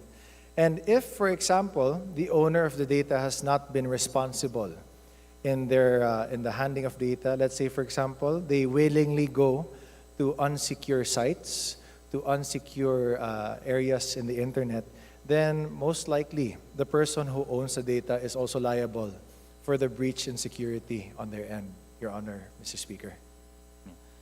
Mr. Speaker, in connection to that, no, maliban sa kung bahagi ng gobyerno yung responsible doon sa data breach, ay paano naman kung bahagi ng private sector, lalo na't Section 24, no? Nakasaad po dito na ang gobyerno ay pwedeng mag-ooperate sa private sector for various resources, assets, and services. No? While we have these opportunities for the private sector to participate, kung mahirapan po tayo na yung within government pa lamang ay mapanagot natin, how much more no, yung mga nasa private sector, no, yung mga bahagi halimbawa ng mga private companies na magiging kapartner ng gobyerno sa pag-implement ng iba't ibang components ng e-government, Mr. Speaker. Thank you. Actually, Your Honor, Mr. Speaker, quite frankly, setting up an e-governance system or an e-government is not easy when you're talking about putting this solely on the government. We also need as well the best practices from all around the world that include the development of systems and software from other companies in the private sector. When we talk about the cooperation with the private sector, it doesn't necessarily mean that it will be handed over or any responsibility when it comes to, let's say, for example, protecting data will be completely handed over to the private sector. There will still be a sense of ownership, especially in the protection of our own data. But at the same time, we cannot deny that we cannot also think of the best systems as soon as possible. There might be other people, other companies, other sectors that may have developed something that we need, that may fit the shoe that we are trying to look for. So, in essence, really, this particular section, this particular provision enables the DICT and our government in general to be able to incorporate the best practices all around the world. And in the future, if we develop similar or better systems, then those are what we will use. And that will be completely also in our hands instead. So I hope that answers your question, Your Honor, Mr. Speaker. Yeah. Mr. Speaker, regarding that topic, napansin din kasi natin na walang penalty section or clause yung ating panukalang batas. So, if ever, kung makakapaglagay man ng penalty clause o paano yun pwedeng mailagay eventually sa implementing rules and regulations, yan po ay aabangan natin at sana ay ma-actionan po dahil lalo na sa mundo ngayon, no, when we emphasize the value of interconnectivity, yung kahalagahan din ng datos, dapat yung protections din natin ay malinaw sa lahat, Mr. Speaker. Now, for the information dissemination through the e-government bulletin, may katanungan din po tayo doon, Mr. Speaker, since it requires all government agencies, offices, and instrumentalities, yung mga nagpa-publish ng notices, documents, information, sila ay minamandate na mag-publish din sa kanilang mga website and bulletin board. Ang nais nating erase on this, Mr. Speaker, ay paano lang matitiyak na hindi ito maaabuso o magiging prone to misuse. For example, if a government agency will spread things that are not true or it will peddle misinformation, ano yung pamamaraan natin para hindi niya magamit yung kanyang website or electronic bulletin para sa mga undesirable na mga aktibidad? Actually, Your Honor, Mr. Speaker, the government e-bulletin board is designed to put together all of the websites, the information that every agency, be it local or national, this doesn't necessarily mean that we will just put onto the bulletin board anything that comes up as well. This content should always be, of course, filtered for the sake, of course, of censorship as well. No? Actually, in this e-bulletin board, this is only limited to the government and its agencies, offices, and instrumentalities, including local governments. And that way, we get to also give it will become like a directory for all people interested to look into. So if anything, this doesn't really post any news that is not relevant to the functions of the agencies and the instrumentalities and also the government units in question, Your Honor, Mr. Speaker. Okay. Next question, Mr. Speaker, is regarding the Philippine Infrastructure Management Corporation, ang PIMC. Kapag maging batas po ang House Bill number 7327 ay mabubuo ang Philippine Infrastructure Management Corporation na merong mga responsibilidad in line with how e-government will work. Ang tanong natin, Mr. Speaker, bakit kailangan pang lumikha ng ganitong corporation kung nandyan na rin naman ang DICT?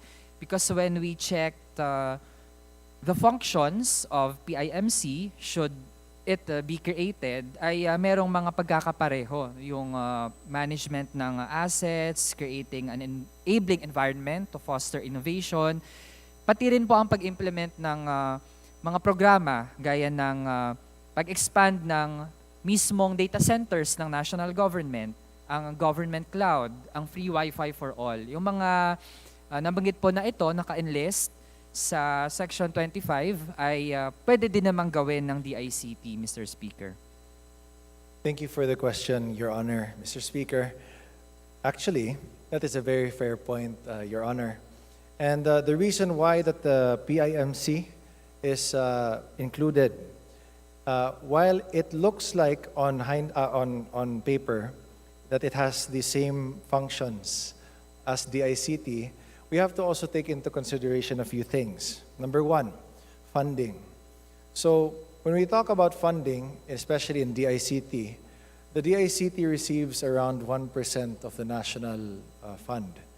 And when we talk about that, in the implementation side, there are many things to fund when it comes to cybersecurity, infrastructure, digital infrastructure.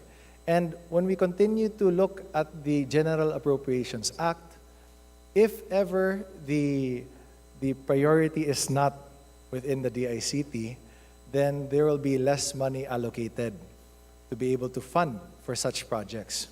Number two, for continuity. So in the spirit of being able to continue their mandate, to be able to provide for the digital infrastructure, for the digital services, and for the digital management of the software developed, there is a need also for a separate entity to be able to manage that. The DICT, in effect, becomes the policy-making body for the direction of the PIMC. However, the DICT will also help manage as well other aspects, especially within the agencies, for the agency-to-agency communication. So, there is actually a concern when this was raised, Your Honor, Mr. Speaker, why it is needed. And really, it is really just for the sake that it will continue to keep giving, it will continue to be of service, even if kulang yung budget, even if iba yung administration, even if na nagkawatak-watak na yung priority. Pero at the same time, it will still continue to do its mandate to give access to everyone, to be able to set up e-governance systems, to be able to let agencies talk to each other through the internet, through the e-governance platform. So in the end, really, it's to protect as well the move for digitization in the government. Mr. Speaker, Your Honor.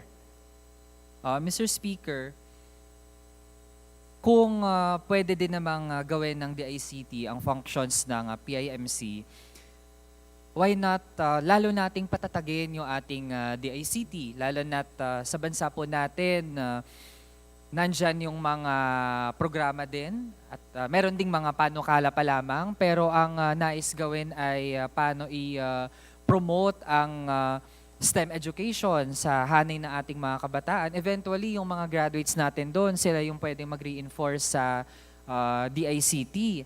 Unlike po kapag binuo natin yung PIMC na ito ay pwedeng mag-last for if I'm correct, 50 years, no? Based on the proposed measure. Ibig sabihin parang long-term, hindi na natin ina-expect yung DICT na magiging efficient enough, no? And well-equipped para gawin yung mga gusto nating gawin in line with the transition to e-government. Kaya with that, Mr. Speaker, ang magiging gana din kasi ng PAMC, ito ay isang GOCC, Government-Owned and Controlled Corporation. So ibig sabihin, parte ng kailangan niya ay kumita siya. So with that, Mr. Speaker, I'd like to ask, ano yung mga pamamaraan para kumita itong PIMC kapag mabuo ito? Thank you, Your Honor. There are three ways on which this GOCC can earn revenue. The first is the implementation and installation of digital infrastructure, be it physical, such as wires, fiber, towers, and cable. It can also be the creation as well of digital systems. So we would need to code, we would need to set up web hosting platforms, we would need to hire and to pay programmers to create a specific portal or a service. And lastly, the maintenance as well of these services. For a digital asset to be always up, we need also highly skilled IT technicians to be able to maintain and to have that upkeep. No? Actually, and also lastly, by the way, also cybersecurity as well.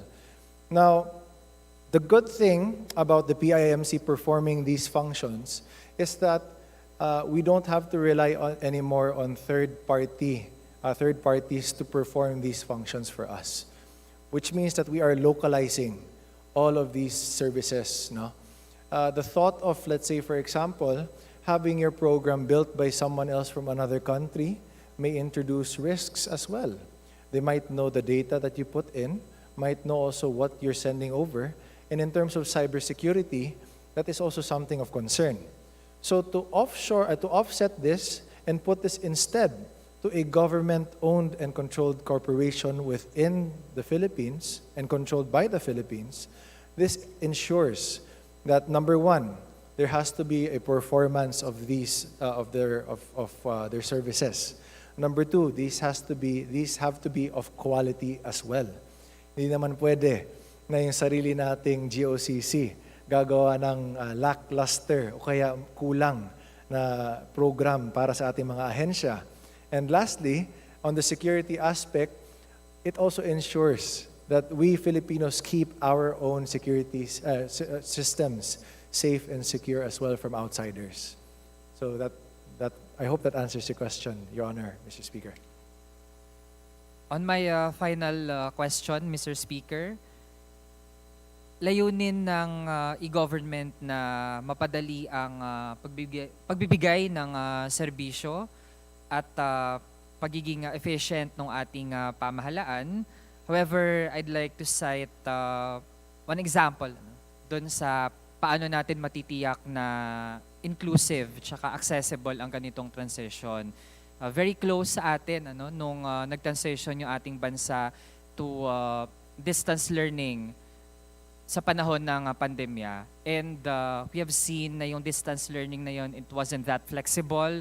Nakapanguna yung paano yung estudyante mismo, yung teachers, yung learners, sila yung susunod sa yung mga policies from the top. Ibig sabihin sila yung naghabol para magkaroon ng gadgets. Paano sila makakasunod sa distance learning? Kaya meron talagang mga hindi nakapag-aral o natuto ng maayos nung mga nakaraang taon. I pointed that out, Mr. Speaker, kasi sa transition natin to e-government, ayaw natin na mangyari din yung ganun, na kung merong mga services o merong mga iba't ibang mekanismo na i-convert natin, gagawin nating electronic, pero meron pa tayong mga kababayan na pwedeng hindi maka-access, hindi maka-participate sa ganitong mga mekanismo na ating gagawin, yung mga naka-enumerate sa e-government program na nasa panukalang batas. Paano po natin ma-assure yung ating taong bayan na hindi yung ganong posibilidad yung pwedeng mangyari, Mr. Speaker? Thank you for that question, Your Honor. Actually, in terms of the learning curve, we also recognize that there is a learning curve to be done as well in terms of getting everyone to hop on to e-governance. And as what the representative from the Kabataan Party List pointed out, this was evident, very evident during the transition to e-learning during the pandemic as well. And more so, especially on areas where there are people who are also lacking in education, for those citizens as well that cannot read and write, this may pose as a problem. However, we included Section 9 in this bill, labeled as inclusivity. So if I would read it aloud, in accordance with the provisions of this Act, when promulgating policies and implementing programs regarding the provision of government information and services over the Internet and other platforms or channels, agency heads shall consider the impact on persons without access to such platforms or channels, and shall, to the extent practicable, ensure that the availability of government information and services has not been or shall not be diminished for individuals and entities who lack access to Internet and pursue alternate modes of delivery that make government information and services more accessible to individuals, either electronically or manually. I hope that answers your question, Your Honor, Mr. Speaker. Thank you to our sponsor. Thank you, Mr. Speaker. Salamat dun sa pagsagot sa ating mga tanong, and at the appropriate time, by the time that we have our explanation of vote, then we can explain our final judgment on this House bill. Again, thank you, Mr. Speaker. Thank you, Congressman. Kabataan Party List, Raul Manuel, and of course, the great province of Davao Oriental, 2nd District, Chino Miguel Almario. Ang salamat. Majority Leader. Mr. Speaker, there being no other member who wishes to interpolate the sponsor, I move that we terminate the period of sponsorship and debate. There's a motion to terminate the period of sponsorship. Is there no objection? Hearing none, motion is approved.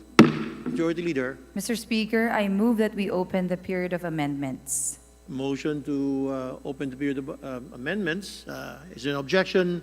Hearing none, motion is approved. Majority Leader. Mr. Speaker, there being no member who wishes to introduce committee nor individual amendments, I move that we close the period of amendments. There's a motion to terminate the period of amendments. Is there any objection? Hearing none, motion is approved. Majority Leader. Mr. Speaker, I move that we vote on second reading House Bill number 7327.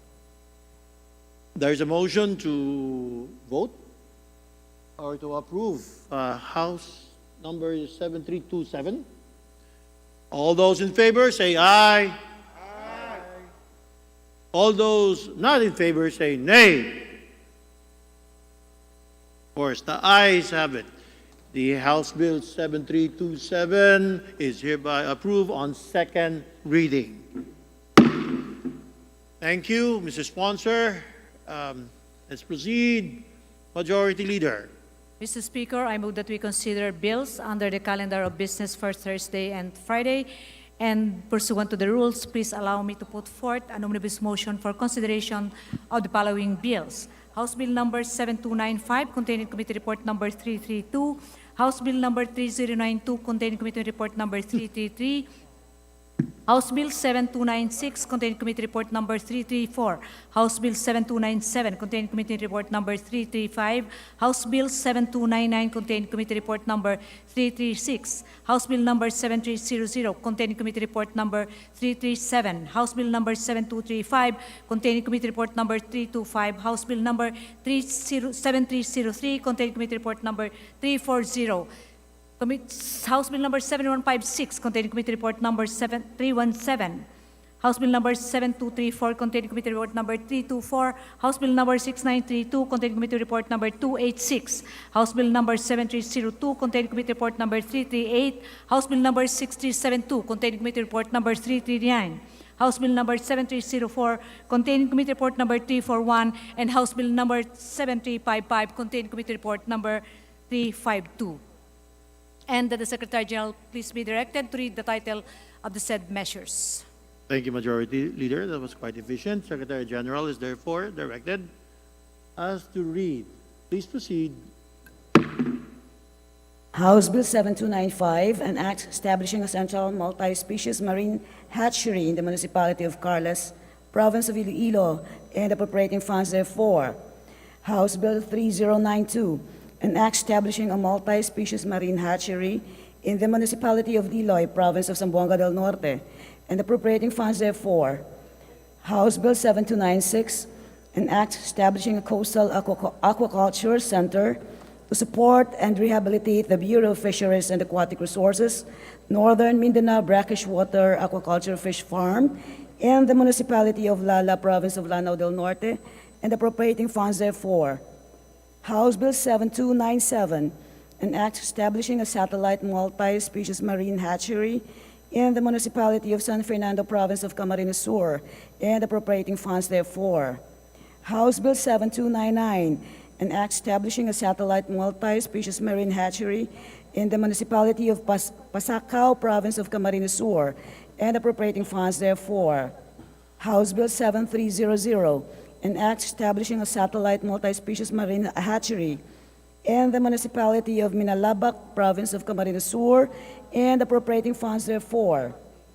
House Bill 7235, an act converting the Cebu Technological University Dumanhog Extension Campus in the municipality of Dumanhog, province of Cebu, into a regular campus of the Cebu Technological University, to be known as the Cebu Technological University Dumanhog Campus, and appropriating funds therefore.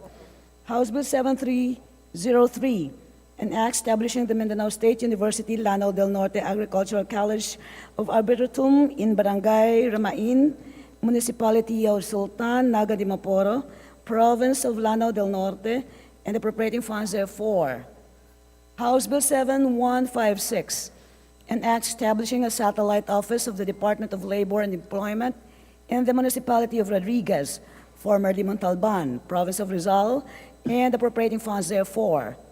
House Bill 7234, an act renumbering the Cebu 1st, 2nd, 3rd, and 4th District Engineering Offices to conform and correspond respectively with the numbering of the legislative districts in the province of Cebu, thereby repealing Republic Acts numbered 9043 and 9218.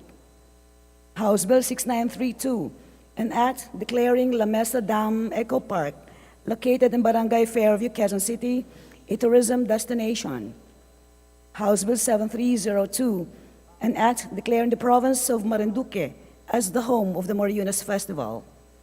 House Bill 6372, an act declaring the ruins of Cota de San Jose, located in the municipality of Corcuera, province of Romblon, a tourism site. House Bill 7304, an act declaring Banga Caves, located in the municipality of Ragay, province of Camarines Sur, an ecotourism destination. House Bill 7355, an act establishing the Negros Island region and appropriating funds therefore. Majority Leader. Mr. Speaker, I move that we open the period of sponsorship and debates. There's a motion to open the sponsorship.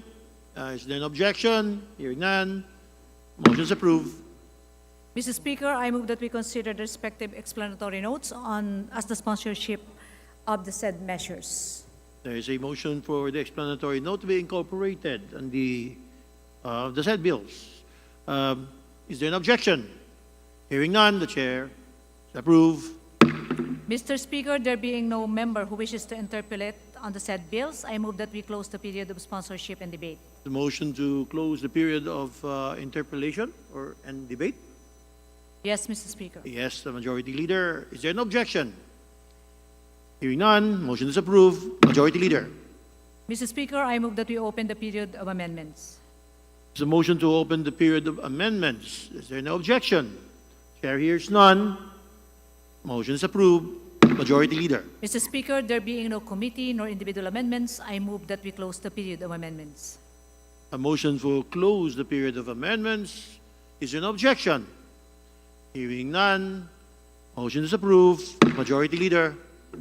Speaker, I move that we vote on second reading, House Bill number 7295, House Bill 3092, House Bill 7296, House Bill 7297, House Bill 7299, House Bill 7300, House Bill 7235, House Bill 7303, House Bill 7156, House Bill 7234, House Bill 6932, House Bill 7302, House Bill 6372, House Bill 7304, and House Bill 7355.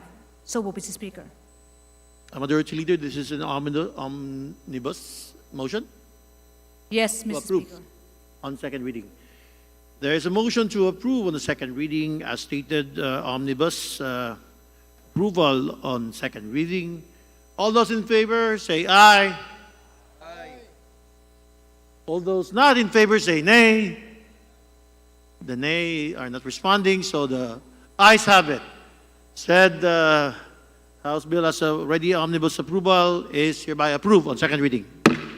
Majority Leader. Mr. Speaker, I move for the consideration of House Concurrent Resolution number 9 under Committee Report number 326, and that the Secretary General be directed to read the title of the said resolution. Secretary General is hereby directed. Please proceed. House Concurrent Resolution 9. Concurrent Resolution granting consent to Mr. Delphine N. Lorenzana, Basis Conversion Development Authority Chairman and former Secretary of the Department of National Defense, and Mr. Gamaliel Aces Cordoba, Chairman of the Commission on Audit and former Commissioner of the National Telecommunications Commission, to receive the awards to be conferred on them by the Government of Japan for their contributions to Philippine-Japan relations. Majority Leader. Mr. Speaker, I move for the adoption of House Concurrent Resolution number 9. So moved, Mr. Speaker. There's a motion to adopt House Resolution number 9. All those in favor? Hearing none. Any objection? Hearing none. Motion to adopt, approve.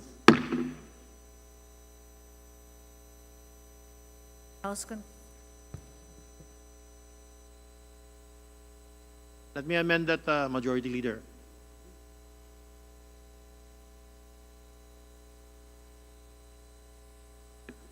There is a motion for the approval of House, or adoption rather, of House Concurrent Resolution number 9.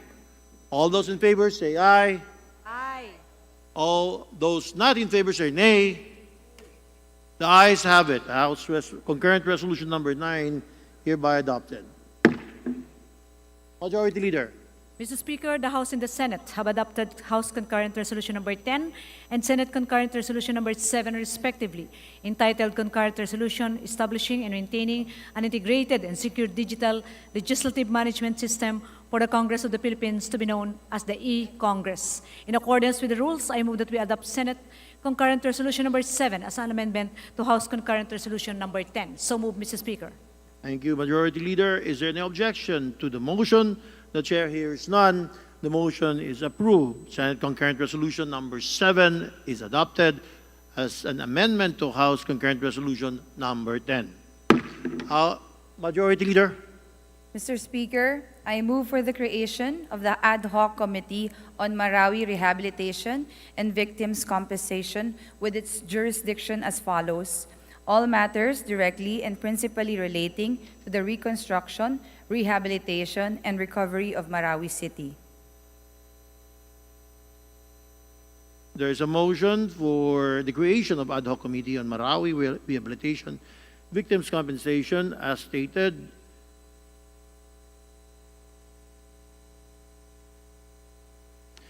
Is there any objection? Hearing none, motion is approved. Majority Leader. Mr. Speaker, in view of the creation of the Ad Hoc Committee on Marawi Rehabilitation and Victims' Compensation, I move that we elect the following as members of the said Ad Hoc Committee.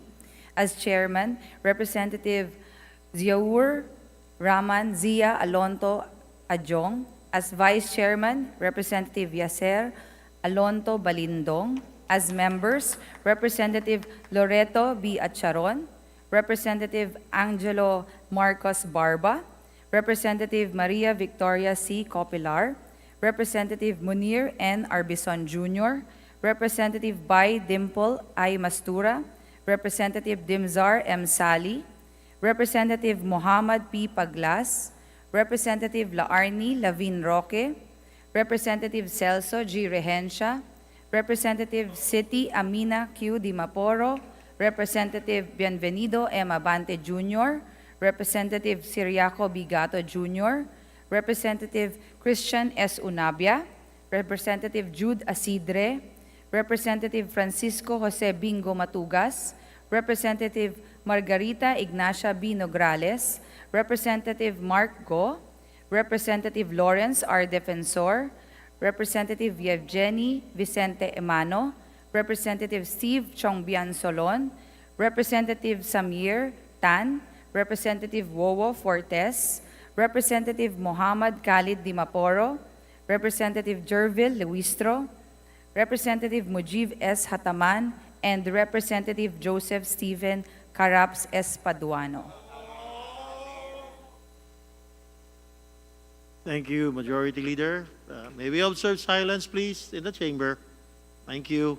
There's a motion to elect members of the said ad hoc committee. Is there no objection? The chair hears none. Said motion to elect is hereby approved. Majority Leader. Mr. Speaker, in accordance with our rules governing inquiries in aid of legislation, I move that we refer the following House resolutions to the appropriate committees. House Resolution 776 to the Committee on Public Order and Safety. House Resolution 777 to the Committee on Civil Service and Professional Regulation. House Resolution number 778 to the Committee on Natural Resources. House Resolution 781 to the Committee of the West Philippine Sea. House Resolution 782 to the Committee of Transportation. House Resolution 783 to the Committee of Health. House Resolution 785 to the Committees of Agriculture and Food. House Resolution 788 to the Committee on Energy, and House Resolution 789 to the Committee on Energy. I so move, Mr. Speaker. There's a motion as stated by the Majority Leader to refer this to the following committees. Is there no objection? The Chair hears none. Said motion is approved. Majority Leader.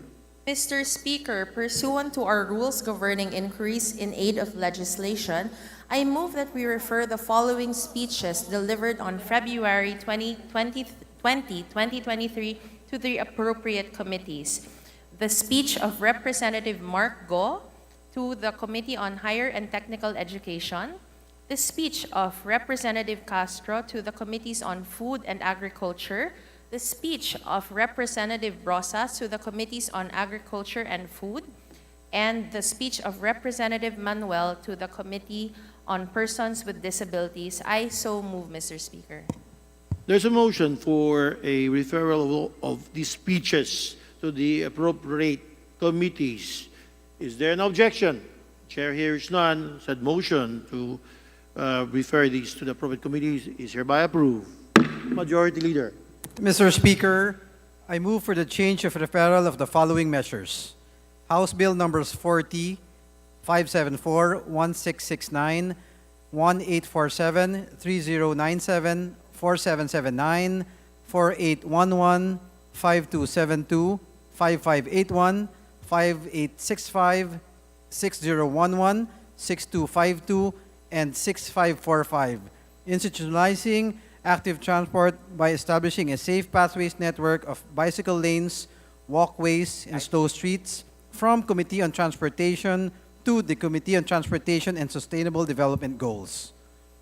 Also, Mr. Speaker, House Bill number 7165 promoting the rights of nature of the Philippines from Committee on Natural Resources to the Committee on Ecology. There is a motion for the change of referrals as stated by the Majority Leader. Although it's an objection, the Chair hears none. Said motion is approved.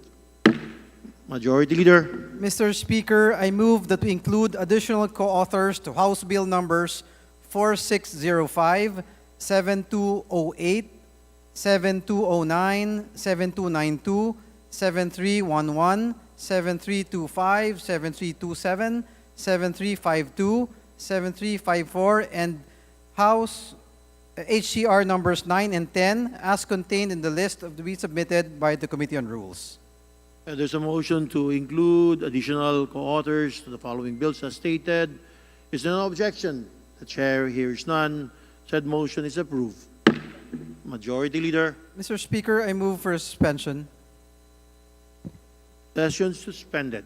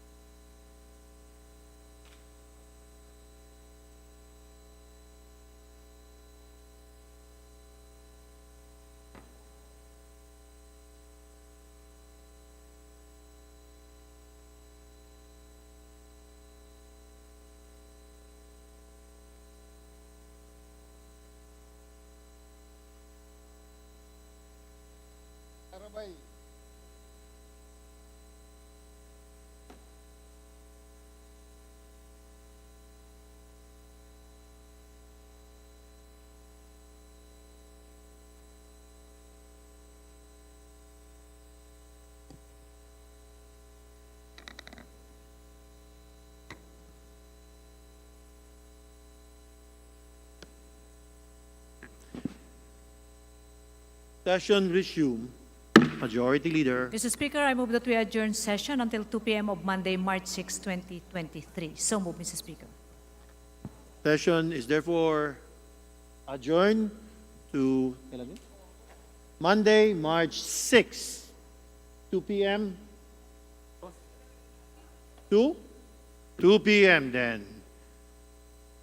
Session is adjourned.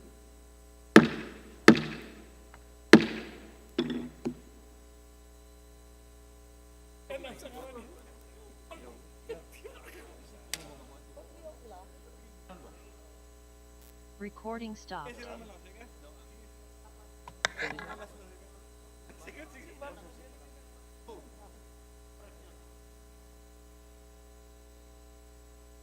Thank you.